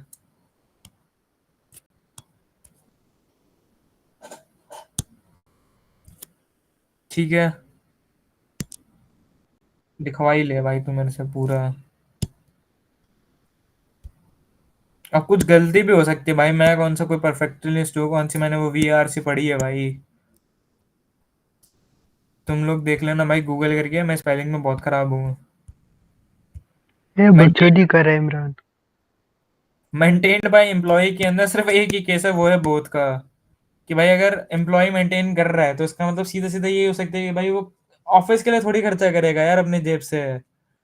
हम ये मानते हैं भाई वो बहुत ही कर रहा है, भाई वो ऑफिस का भी काम कर लेगा उससे, क्योंकि गाड़ी ऑफिस की थी और खुद खुद का खर्चा है, तो स्वाभिमानी है भाई खुद का, वो अपने बीवी को भी घुमाएगा उसी गाड़ी में। तो हम बहुत मान के लिखते हैं भाई कुछ मत करना। तुम्हें डायरेक्ट हम ये देते, क्योंकि मेंटेन तुम कर रहे हो, तुम्हारे लिए यही सेम केस लगेगा। चेक करना सीसी, अगर, अरे एक सेकेंड, 1.6 लीटर से बिलो है या 1.6 लीटर ही है, तो तुम क्या करना, तुम अपने आप को बस देना 600 रुपये पर मंथ, और 900 रुपये अगर तुमको शॉफर मिला है तो। और अगर 1.6 लीटर से ऊपर की गाड़ी मिली थी, ये एन अबव नहीं है यार, ये सिर्फ अबव ही आएगा। ठीक है, हाँ 1.6 लीटर प्लस। तो बस कुछ मत करना, ये भी 900 रुपये और ये भी 900 रुपये। और शॉफर का तभी ऐड करना जब शॉफर मिला हो, ऐसे मत कर देना अपने मर्जी से घूमते फिरते। अब ओन्ड बाय एम्प्लॉय के दो केस और। पहला, इसको मेंटेन कौन कर रहा है, मेंटेन्ड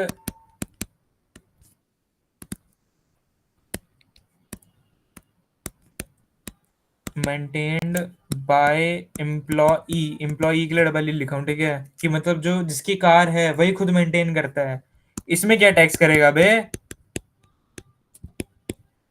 भाई, अगर मेरी ही गाड़ी है उसके खर्चे भी मैं ही उठा रहा हूँ, भले मैं फिर उसको कुछ भी करूँ भाई, मैं उसके लिए मैं क्यों टैक्स भरूँ ना। तो ये है नॉट टैक्सेबल समझ रहे हैं? मतलब संभव की गाड़ी है, संभव भी उसको मेंटेन करता है, उसमें सर्विस करवाता है, उसमें पेट्रोल डलवाता है, उसको ही चलाता है। अब उससे वो कुछ भी करे भाई, अपनी वो बंदी घुमाए, वो अपने घर वालों को घुमाए, उसमें अपना ऑफिस करे, ऑफिस के काम से जाए, कोर्ट जाए, कुछ भी करे। Who are you to tax him? वो भी खुद की कार यूज करने के लिए है। अब आते हैं कि भाई कार तो खुद की थी एम्प्लॉय की, पर इसको मेंटेन कौन करता था? It is maintained by employer.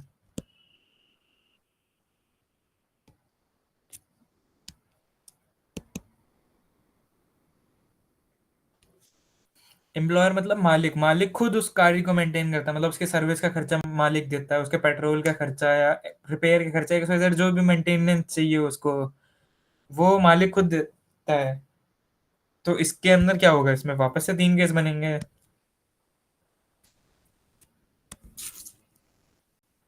ये तो सबसे प्यारा है। ऑफिशियल के लिए अगर मिला तो नील, अगर अनऑफिशियल के लिए मिला, अनऑफिशियल बोले तो बोथ पर्पस के लिए, नहीं सॉरी, अपने लिखते हैं पर्सनल पर्पस के लिए पहले, और फिर लिखेंगे बोथ का। अगर पर्सनल पर्पस के लिए मिला फिर क्या करेंगे? बोले भैया जो भी एक्चुअल कॉस्ट आई है वो, उसमें से जो भी रिकवर हो गई वो, ये भी तो कहीं देखा देखा सा लग रहा है यार, क्रेडिट कार्ड फैसिलिटी जैसा नहीं दिख रहा ये। एक्चुअल कॉस्ट जो भी आई थी वो, और जो भी बच गई वो टैक्सेबल, सिंपल, मतलब दिमाग नहीं लगाना ना। आपके एम्प्लॉयर ने आपके लिए कुछ खर्चा किया, आपने अगर उसको वापस चुका दे तो ठीक है, नहीं चुकाया तो टैक्सेबल।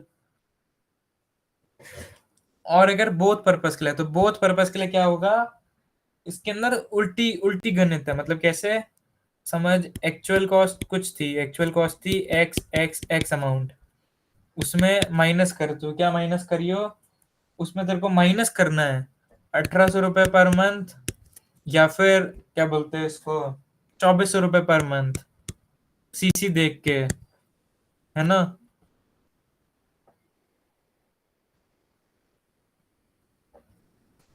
और इसमें और माइनस करना है 900 रुपये, अगर शॉफर भी दिया था तो। ये सब माइनस हो रहे हैं, इसमें प्लस मत करना।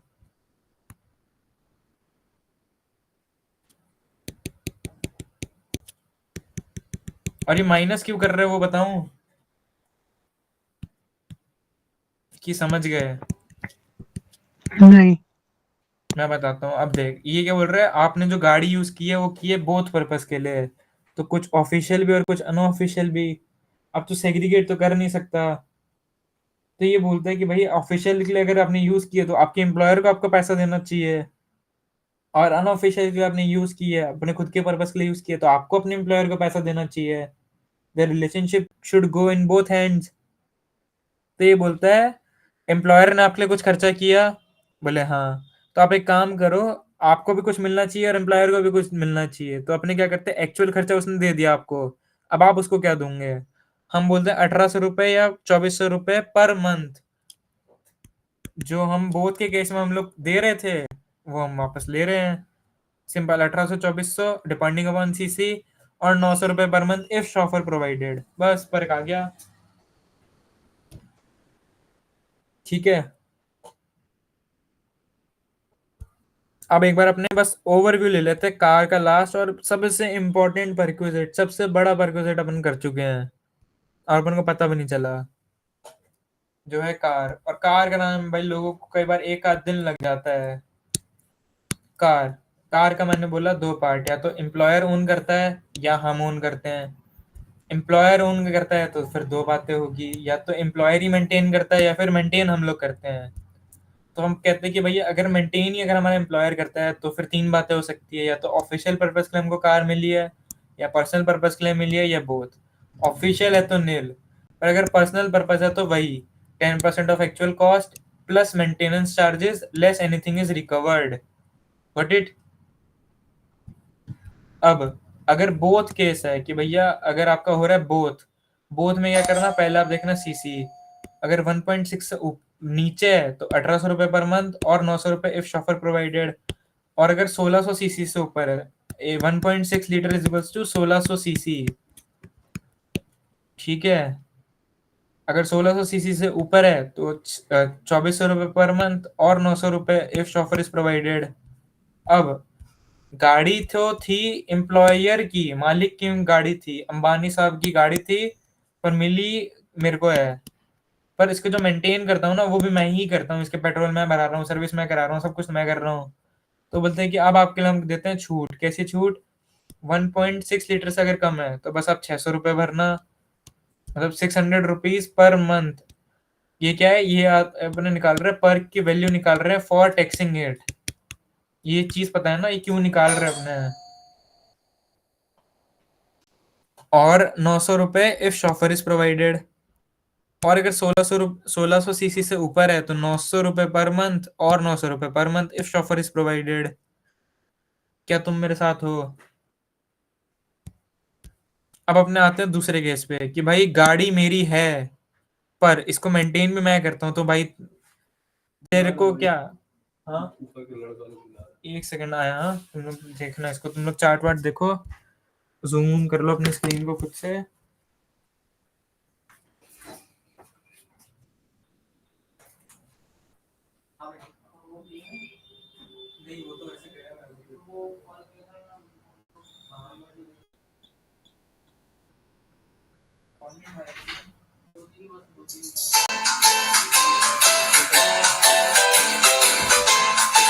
और तुम लोग कंटिन्यू करो। हेलो।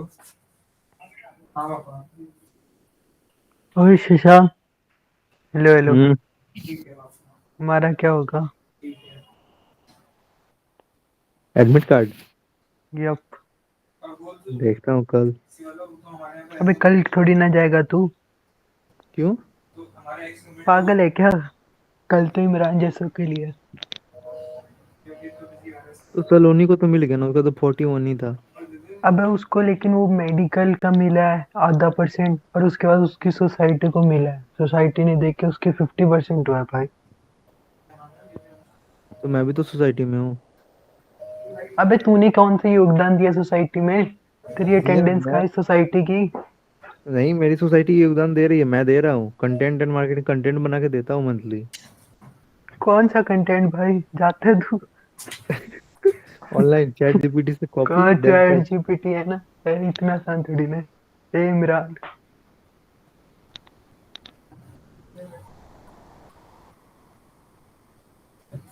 हेलो भाई, क्या हुआ भाई, क्या जोक हुआ? ठीक अटेंडेंस है। फियर। ओए हाँ शशांक, भाई, अपने अरे हम तो योगदान की एडमिट बात कार्ड कर रहे लिया भाई, मैं तो एडमिट कार्ड ही लिया है। हैं। ये शशांक अपने योगदान की बात कर रहे हैं। और अब एक सेकंड ना, हाँ अब अपने बात कर रहे थे कि भाई अगर वो गाड़ी मेरी है, उसको मेंटेन भी मैं करता हूँ, तो किस चीज को टैक्स करूंगे? किसी चीज को नहीं कर सकते, कि तुम्हें हक ही नहीं है इस चीज का। अब मैं कहता हूँ जो मेरे को गाड़ी मिली थी वो मिली है मेरे को एम्प्लॉयर, सॉरी गाड़ी तो मेरी है और उसको मेंटेन करता है एम्प्लॉयर। ऑफिशियल पर्पस के लिए तो नील, पर्सनल पर्पस के लिए हो रही है तो actual cost minus anything recovered, same as वो क्रेडिट कार्ड। और मैं कहता हूँ अगर बोथ पर्पस है, इसको कि थोड़ा सा सुंदर लिख दूँ वरना कोई पूछ लेगा कि भाई बोथ की स्पेलिंग क्या थी। तो अगर बोथ पर्पज है तो उसमें क्या, तो मैंने बोला एक्चुअल कॉस्ट जो एम्प्लॉयर को आई वो तो होगी ऐड, ये अपना ऐड में है। और लेस क्या क्या होगा, तो मैंने बोला लेस होगी सिर्फ दो चीजें, या तो आपको शॉफर मिला था तो 900 रुपये पर मंथ, ये तो है ही है। और अगर शॉफर नहीं मिला तो आप बस सीसी देखना, अगर 1600 सीसी से ऊपर की आपकी गाड़ी है तो 2400 रुपये, अगर 1600 सीसी से कम की गाड़ी है माइनस में, मतलब 1600 सीसी से कम है तो 1800 रुपये पर मंथ। इसको कैलकुलेट करना, माइनस करना, जो भी वैल्यू आएगी ये होगी अपनी taxable in the head of salary. ठीक है, एक बार तुम लोग थोड़ा सा देख लो, कंफर्टेबल हो जाओ कार से, कुछ भी समस्या हो पूछो, फटाफट पूछो।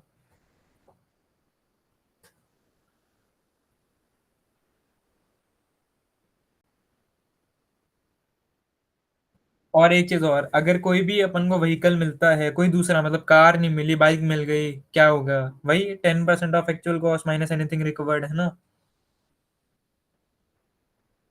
और अगर बोथ के लिए मिलता है, समझ कि मतलब एक लिख देता हूँ शायद मैं, कि कोई अदर डिवाइस मतलब अदर व्हीकल मिला है तेरे को, और वो कैसे मिला है, वो बोथ के लिए तो यूज कर रहे हैं, बोथ पर्पस के लिए। तो उसमें क्या करना, एक्चुअल कॉस्ट जो एम्प्लॉयर को आती है वो माइनस 900 रुपये पर मंथ।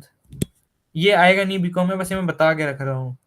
अगर आ सकते हो तो पर्सनल पर्पस के लिए आ सकते हैं, क्योंकि personal purpose is 10% of actual cost minus recovered anything, बस।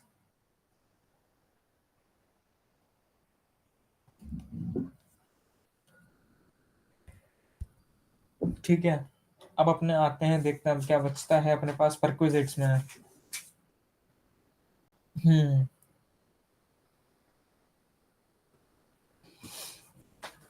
हाँ।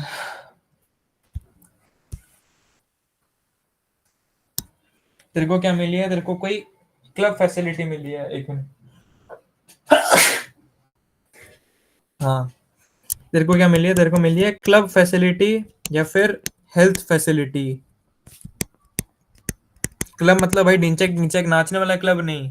क्लब मतलब जैसे महिंद्रा का क्लब होता है भाई घूमने फिरने के लिए, या फिर कोई भी क्लब होता है जैसे 1% क्लब हो गया, कोई भी दूसरा क्लब होता है, उसकी तुमको फैसिलिटी मिलती है। तो ये इसका पहले तुम देखोगे पर्पस क्या है। अगर पर्पस है ऑफिशियल, ये जो क्लब था वो उसमें तुम्हारा रहना ऑफिशियल पर्पस से रहना है, तो तब तो ये है नील। अगर तुम्हारा अदर पर्पस है, तो अदर पर्पस के अंदर देखते हैं कि क्या होगा। अदर पर्पस के अंदर वो कहता है कि अगर ये मिला है, मतलब सबको मिला, मतलब जितने एम्प्लॉय थे ना, गिवन टू ऑल एम्प्लॉय, कि लोवेस्ट लेवल से लेके अपेस्ट लेवल तक, मतलब ऊपर से लेके नीचे तक जो भी लोग हैं जिनको वो फैसिलिटी मिली है, अगर सबको मिली है ना यूनिफॉर्मली, तो दिस इज एग्जाम्प्ट। क्योंकि वो आपके कंपनी का कल्चर है भाई। समझ, जैसे मैंने बोला, अगर ब्लिंकिट के अंदर जिम मिल रहा है, और जिम सबके लिए है, मतलब ऊपर अगर सीईओ है और नीचे अगर कोई वर्कमैन है, अगर इन सबके लिए अगर बस एक ही जिम है और सेम जिम है, तो वो एग्जाम है भाई, उसमें फिर कोई टैक्सेबल नहीं है। और वो बोलते हैं कि भैया ये है, क्या बोलते हैं, इसके अंदर है थोड़ा सा भेदभाव। क्या है, भेदभाव है। बोले कि सबको एक जैसा नहीं मिला, तो फिर वो बोलते हैं कि अगर आपको कॉर्पोरेट मेंबरशिप से मिला है, तो अगर आपको कॉर्पोरेट मेंबरशिप मिली है तो ये वापस से एग्जाम्प्ट है।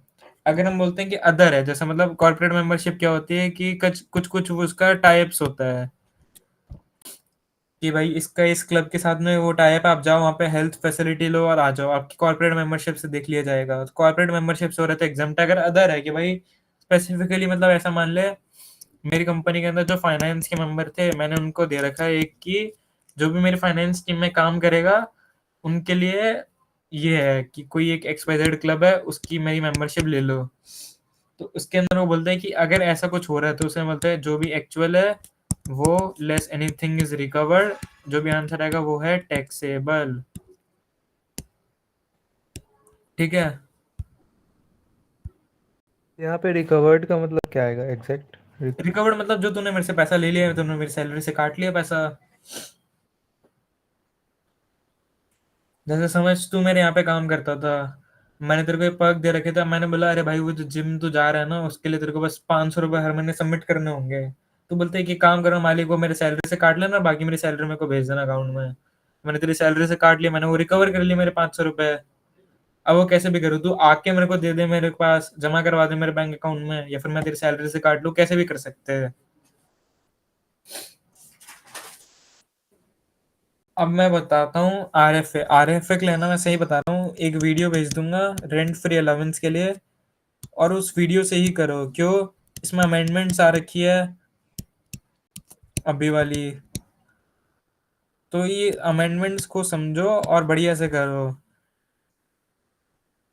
और वाईटी की लिंक भेजूंगा, वहाँ पे जल्दी हो जाएगा। मैं इसको बताने बैठूंगा मेरे ज़्यादा टाइम लगेगा, और तुम लोग को भी ज़्यादा टाइम लगेगा, और शायद ये समझ कित, आए नहीं है। इससे अच्छा यूट्यूब पे भाई बढ़िया प्रोफेशनल लोग हैं, वो तुमको बढ़िया अच्छा समझाएंगे उस ये चीज़ के। कितना बड़ा है? आरएफ भाई ज्यादा बड़ा नहीं है, मतलब उसमें केसेस ज्यादा है, मतलब अनफर्निश्ड होगा तो फर्निश्ड है कि अनफर्निश्ड है। अनफर्निश्ड है फिर किसको मिला है, गवर्नमेंट को मिला है कि नॉन गवर्नमेंट एम्प्लॉय को मिला है, नॉन गवर्नमेंट एम्प्लॉय को मिला है तो कैसा मिला है, घर ओन्ड था, हायर्ड था, कि होटल में मिला रहने को। और अगर ओन्ड था तो कहाँ मिला, जहाँ पे पॉपुलेशन एक्सीड कर रही थी कोई लिमिट से, ऐसे 3 केसेस बनेंगे। और अगर हायर्ड था तो फिर वो अलग अलग केस है। और उसमें फिर अमेंडमेंट्स आ रखे हैं, मतलब उसमें चेंजेस हो रखे हैं, तो मतलब नहीं है। और मतलब ऐसा है कि RFA at BCom level is very hard thing, क्योंकि मतलब बीकॉम आरएफए को इतना ध्यान नहीं देता, उसके पास और भी चीजें, जैसे कार, वो कार में खेलता है भाई। और मैं देखता हूँ और क्या है मेरे पास परक्विजिट्स में। परक्विजिट्स में है कि समझ, क्या है मेरे पास और परक्विजिट्स।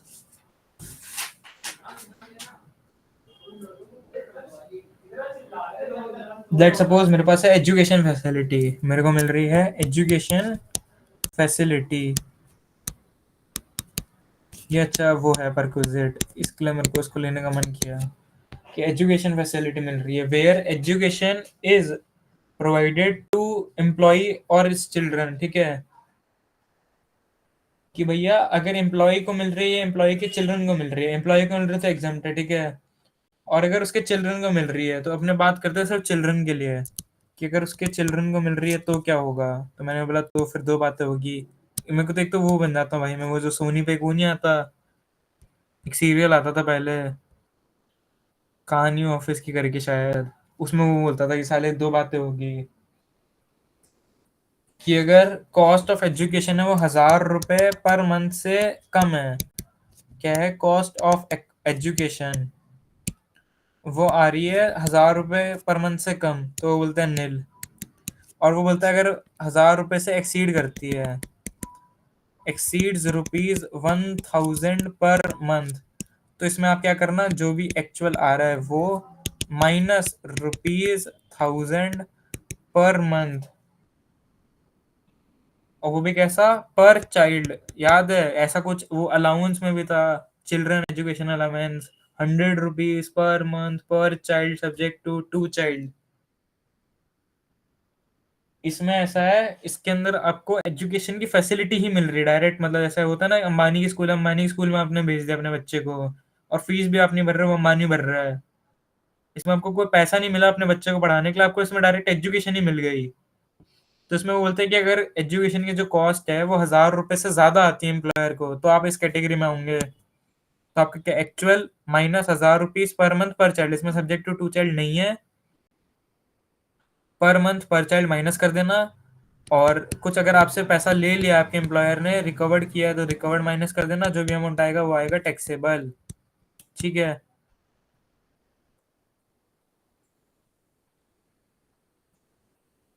कि इसका एग्जांपल लेते, लेट सपोज मेरी एजुकेशन जो आ रही थी मेरे बच्चों की, वो आ रही थी 33,000 rupees for a year per annum. तो मेरा एक ही बच्चा था जो पढ़ रहा था, तो उसके लिए 1,000 रुपए पर मंथ पर चाइल्ड, मतलब 12,000 रुपए मेरे तो हो गए कम। तो कितने बच्चे गए, 21,000 रुपीज, है ना, ये हो जाएंगे टैक्सेबल। ठीक है, अब क्या होता है, वो बोलते हैं कि एजुकेशन फैसिलिटी तो मिल रही थी, पर ये किसको मिल रही थी, ये किसी और आदमी को मिल रही थी आपके लिए, मतलब आपके पापा को, मम्मी को, भाई को, बहन को। ऐसा जैसे संभव की दीदी है, संभव की दीदी एजुकेशन फैसिलिटी करवा लेती है अपने भाई के लिए, कि भाई मेरे भाई को दिल्ली यूनिवर्सिटी में पढ़ा दो, दिल्ली यूनिवर्सिटी उनका वो एम्प्लॉयर है, बोलते मेरे भाई को फ्री में पढ़ा दो।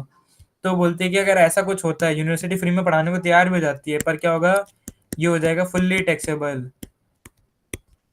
इस पे कोई एग्जामेशन नहीं है 1,000 रुपए की ना, ये फुल्ली टैक्सेबल है, जितने की वैल्यू थी, मतलब मान लेते हैं कॉस्ट ऑफ एजुकेशन 32,000 ही थी, तो 32,000 इसके फुल्ली टैक्सेबल हो जाएंगे under the head salary, simple as that.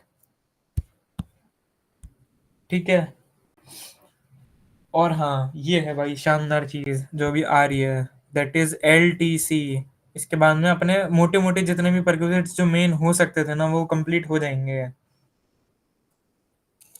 ठीक है, तो इसमें क्या बात करते हैं, ये बोलते हैं LTC is equals to leave travel concession, कि भैया आपको घूमने फिरने के लिए पैसा दिया जाता है। क्यों दिया जाता है, क्योंकि आपका जो एम्प्लॉय है वो भाई काम साल भर काम करके थक जाता है भाई, उसको आप दो कि भाई वो अपना पैसा ले, अपने फैमिली के साथ में टाइम स्पेंड करे, और वापस से अपना मूड फ्रेश करके आए, एकदम ऐसे एकदम बढ़िया तरोताजा होकर आए, ऐसे मोनोटोनस लाइफ से उसको मुक्ति दो करके। तो ये ऐसा तो एग्जाम्प्ट होता है। कितना एग्जाम्प्ट होता है वो देखते हैं। सबसे पहले वो बोलता है कि हर 4 इयर्स के ब्लॉक में, किसमें, हर 4 इयर्स के ब्लॉक में सिर्फ 2 इयर्स ये चीज अलाउड होती है। मतलब ऐसा मान लें हर 4 साल में बस आप 2 साल ही घूमने जा सकते हो फ्री में, इतनी बार ठीक है। और फिर ये बोलता है कि फैमिली में कौन आएगा, आप विद फैमिली घूम सकते हो, तो फैमिली में कौन। मैंने बोला स्पाउस, मेरे 2 बच्चे। 2 बच्चे कब ये होने चाहिए, born after October 1988, sorry 1998, my bad, I am really sorry. मतलब ऐसा मान ले कि तेरा एक बच्चा बॉर्न हुआ है अक्टूबर 1998 में, तो ये चलेगा। और फिर 2 बच्चे बॉर्न हो गए, कैसे हुए, 2 बच्चे हो गए थे ट्विन्स एक साथ 2002 में, तो क्या ये चलेगा। हमने बोल दिया कि हाँ ये चल जाएगा। पर हुआ क्या, मेरा एक बच्चा बॉर्न तो हो गया, पहले 2 ट्विन्स हो गए। और सॉरी, ये मेरे को पढ़ाना है कि मेरा जो पहला जो टाइम था ना, पहले तो मेरे को हो गए 2 ट्विन्स नहीं हुए, पहला तो एक ओनली चाइल्ड हुआ। और ये कब हुआ, ये हुआ मेरे 2002 में। और अगली बारी जो मेरे को कंसीव हुआ तो मेरे को हो गए 2 ट्विन्स एक साथ, ये हो गए 2004 में। तो टोटल बच्चे पता है कितने गिनेगा, ये बोलते हैं कि 3।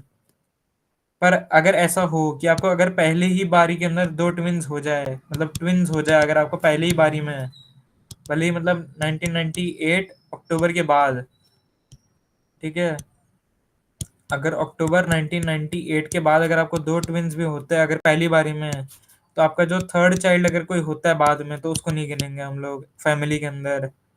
हम लोग बस ये 2 ट्विन्स को ही गिनेंगे। पर अगर एक चाइल्ड के बाद 2 ट्विन्स होते तो चलता है, कोई दिक्कत नहीं है।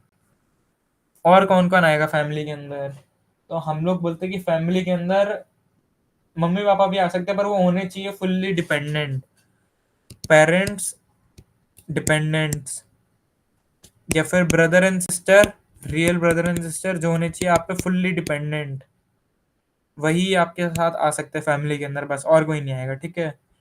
अब हम बोलते हैं कि क्या हमको मतलब इसमें मिलेगा क्या, मैंने बोला सिर्फ जो ट्रैवलिंग कॉस्ट है ना आपकी, आपके लिए जो ट्रैवलिंग कॉस्ट है ये रहेगी आपकी एग्जम्प्ट।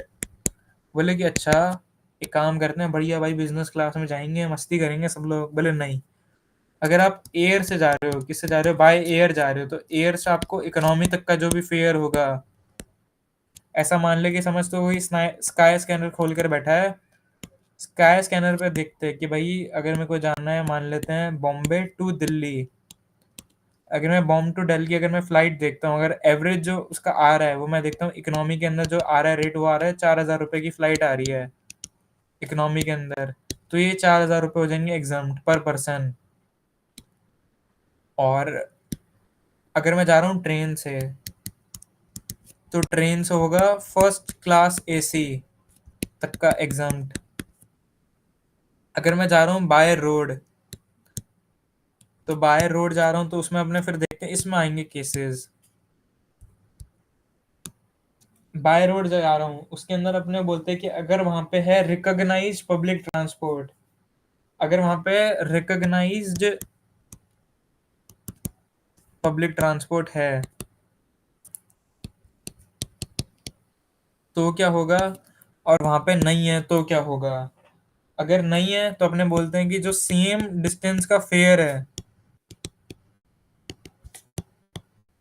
वो देखना आप रेलवे के अंदर, कि भाई मान ले कि मेरे को कहीं ना कहीं से जाना है, उसका डिस्टेंस आ रहा है 200 किलोमीटर, और वहां पे रिकॉग्नाइज्ड पब्लिक ट्रांसपोर्ट नहीं है, तो ये देखना कि अगर 200 किलोमीटर एक भारतीय रेलवे को, इंडियन रेलवे को अगर जाना हो, तो वो मेरे से फर्स्ट एसी में कितना फेयर चार्ज करती है। जितना भी फेयर चार्ज करती है वो आपका हो जाएगा यहाँ पे एग्जम्प्ट, और बाकी आपका होगा टैक्सेबल। और समझ, वहाँ पे रिकॉग्नाइज पब्लिक ट्रांसपोर्ट है तो उसमें भी सेम ही केस है कि रेलवे का जो भी फर्स्ट क्लास तक का वहाँ का भाड़ा जाता है, तो आप बस वहाँ से चले जाना, रेलवे के फर्स्ट क्लास तक का आपको चल जाएगा।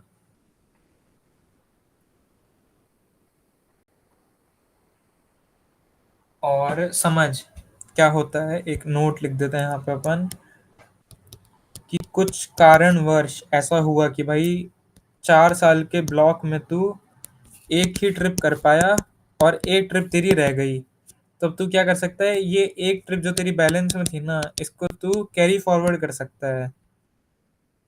और कैरी फॉरवर्ड बोलूँ तो मतलब इसको अगले साल यूज कर सकता है। और ये कब तक के लिए वैलिड रहेगा, बोले सिर्फ अगले 1 साल तक, ये 1 ईयर ओनली, वरना उसके बाद में वो लैप्स हो जाएगा। और कितनी ट्रिप, बोले सिर्फ एक एक ही ट्रिप कैरी फॉरवर्ड हो सकती है। मान ले तो भाई 4 साल में एक बार भी घूमने नहीं गया, तब भी कितनी, सिर्फ एक ट्रिप भी तेरी होगी कैरी फॉरवर्ड, बस। और इसको भी तेरे को यूज करना पड़ेगा with in the first year of next block, ठीक है। और क्या बताना है मेरे को, हाँ, कि इसके अंदर जो स्टे के खर्चे होते हैं वो इंक्लूडेड नहीं होते हैं, ओनली ट्रेवल इज अलाउड, ठीक है भैया।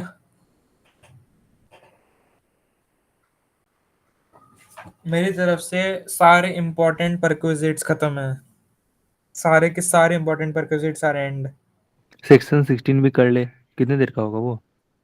चलो, बहुत अच्छी चीज़ याद दिलाई भैया ने मेरे को, सेक्शन 16 करवाना है, बहुत बढ़िया। सेक्शन 16 अभी 10 मिनट भाई, मैं निकालता हूँ सेक्शन 16 कहाँ है।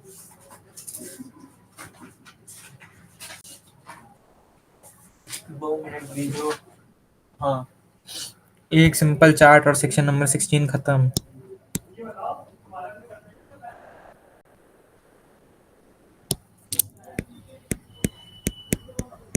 अपने बात कर रहे हैं सेक्शन नंबर 16 की। 16 क्या देता है हमको, देता है ये भैया प्यारे प्यारे डिडक्शंस। और डिडक्शंस कैसे मिल सकते हैं, मैंने बोला भैया सिर्फ 3 टाइप के हैं।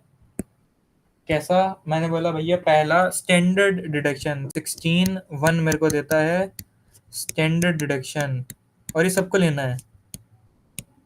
आपको लेने की मर्जी है कि नहीं है, पर आपको लेना पड़ेगा। और ये मिलता कैसे है, बोले आपकी जो भी सैलरी है, सैलरी एक्चुअल या 50,000 विच एवर इज लोअर। मान लेते हैं भाई मैं आर्टिकल असिस्टेंट बनता हूँ, मेरी सैलरी होगी भाई 6,000 रुपये महीना, इंटू 12 करना कितना है, वो बोलता है 72,000 रुपीज़। इसमें से 50,000 रुपये, मतलब या तो ये इनमें से जो भी लोअर हो। तो उन्होंने बोला 50,000 लोअर थे, मैंने बोला 50,000 रुपये माइनस कर दो, तो मेरी नेट इनकम फ्रॉम सैलरी कितनी आएगी, मैंने बोला 22,000 रुपये।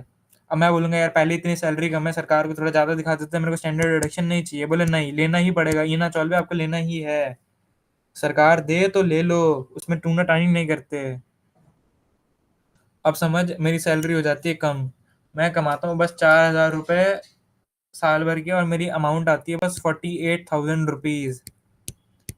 अब वो बोलता है कि या तो एक्चुअल या 50,000 जो भी लोअर हो, तो भाई 48,000 ही लोअर है, तो 48,000 और तुम्हारी सैलरी आ गई 0, ठीक है। ये तो हो गई स्टैंडर्ड डिडक्शन। अब अपने बात करते हैं 16(2) की, जो मेरे को देता है एंटरटेनमेंट अलाउंस। इसको 2 मत लिखना, इसको ऐसे लिखना डबल आई, ये ऐसा वाला 2 है। ये मेरे को देता है एंटरटेनमेंट अलाउंस। ये भाई सिर्फ सरकारी बाबुओं को मिलता है। किसको मिलता है, सिर्फ सरकारी बाबू को। क्यों, मजा चाहिए भाई जीवन में, काम भाई होता रहेगा, मजा नहीं रुकना चाहिए। तो अगर तुमको अगर मिलता है, मतलब एंटरटेनमेंट अलाउंस मिलता है, तो क्या करना है, सबसे पहले मान लेते हैं अपनी बेसिक सैलरी है, एंटरटेनमेंट अलाउंस, इसको आपको प्लस करना और आपको सैलरी के अंदर इसको डालना है, ठीक है। और फिर इसको आपको माइनस करना है। माइनस कितना करना है वो बताता हूँ। माइनस करना है लोअर ऑफ 3 थिंग्स। वो बोलते हैं या तो 5,000 रुपये पर एनम, ए, या बी कितना एक्चुअल, या सी अमाउंट। सी बोले तो 20% ऑफ बेसिक सैलरी। इन तीनों में से जो भी कम हो उसको माइनस कर देना बस। मतलब ये चीज समझना है, एक सेकंड ना, मैं कैलकुलेटर ले लेता हूँ। लेट सपोज मेरे को, मेरी बेसिक सैलरी थी 1,00,000 रुपए पूरे साल की, और मेरे एचआरए था 1,20,000 का, और फिर उसके बाद में मेरे को डियरनेस अलाउंस मिला था 20,000 रुपए का, और मेरे को एंटरटेनमेंट अलाउंस मिला था 20,000 रुपए का। 20,000 रुपए से मैं मूवी टिकट खरीद सकता हूँ, कुछ भी कर सकता हूँ, मजे करने हैं मेरे को 20,000 से। तो टोटल मेरी सैलरी आ गई थी 2,60,000। ये मेरे को लिखना है, जो 2,60,000 है ये मेरी है ग्रॉस सैलरी, ठीक है। अब इसमें से मेरे को कुछ माइनस करना है। क्या माइनस करना है? तीन चीजें, या तो 5,000 रुपए, या एक्चुअल, या 20% जो भी कम हो। तो मैंने इसका बोला था, इसकी बेसिक सैलरी थी लाख रुपए, तो बेसिक सैलरी का लाख रुपए का 20% कितना हुआ? मैंने बोला 20,000 रुपए। इसको मिला कितना? 20,000। तो इन तीनों में से सबसे कम क्या है? 5,000, 20,000 की 20,000? मैंने बोला 5,000 रुपए। तो इसकी जो सैलरी थी 2,60,000 रुपए की, 2,60,000 में से बस एक डिडक्शन ले लेना तुम 16(2) में 5,000 रुपए का, और जो स्टैंडर्ड डिडक्शन मिलेगा वो तो मिलेगा ही मिलेगा, वो तो अलग ही चीज है। तो सेकंड, और एक चीज दिखना, ये है not available in new scheme, या फिर डिफॉल्ट रिजीम, या फिर 115 BAC, और स्टैंडर्ड डिडक्शन ओल्ड में भी है और न्यू में भी है, ठीक है।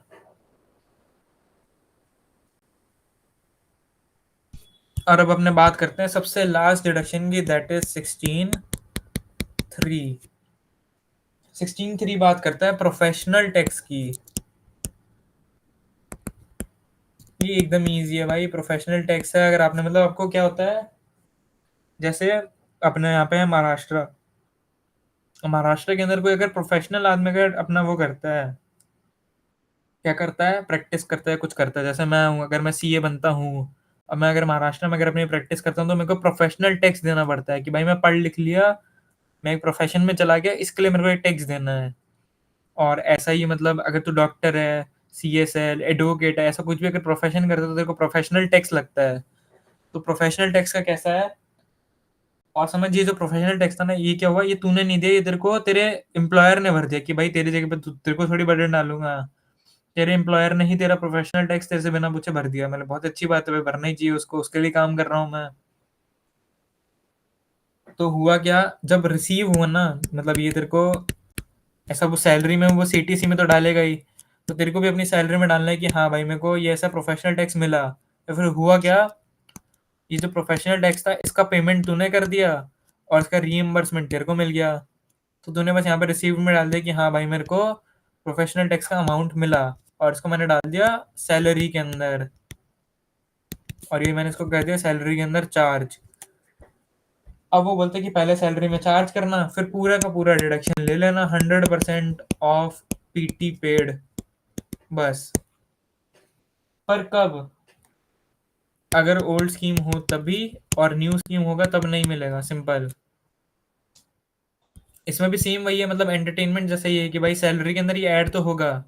लेट सपोज मेरी 2 लाख रुपए की सैलरी थी, तो 2 लाख रुपए में मेरे ये 1 लाख रुपए मान लेता कि मैंने प्रोफेशनल टैक्स भरा था, मतलब अज्यूमिंग 1 लाख रुपए टैक्स है, ये मैंने भरा है, तो टोटल मेरी 3 लाख रुपए मैंने सैलरी कोट करूंगा, और बाद में मैं 1 लाख रुपए का डिडक्शन भी ले लूंगा, ये बोल के कि professional taxes are paid, I want a reimburse, मतलब I want a deduction for that.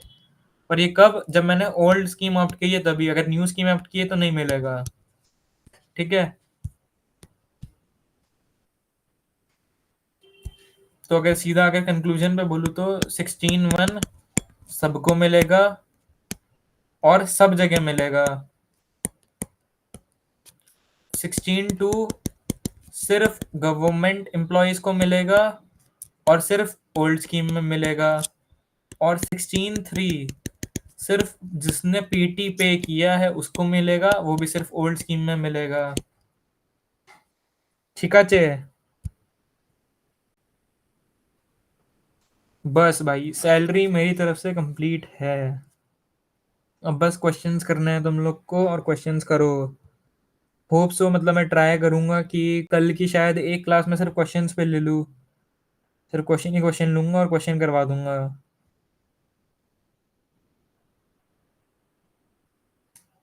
और अगर ऐसा हुआ कि भाई मेरा मन हुआ कि नहीं यार क्वेश्चन नहीं कराएंगे, नया टॉपिक स्टार्ट करेंगे, टाइम कम है, तो वो मैं सोचूंगा, अभी मैंने सोचा नहीं उसके लिए, आई विल प्लान इट, ठीक है।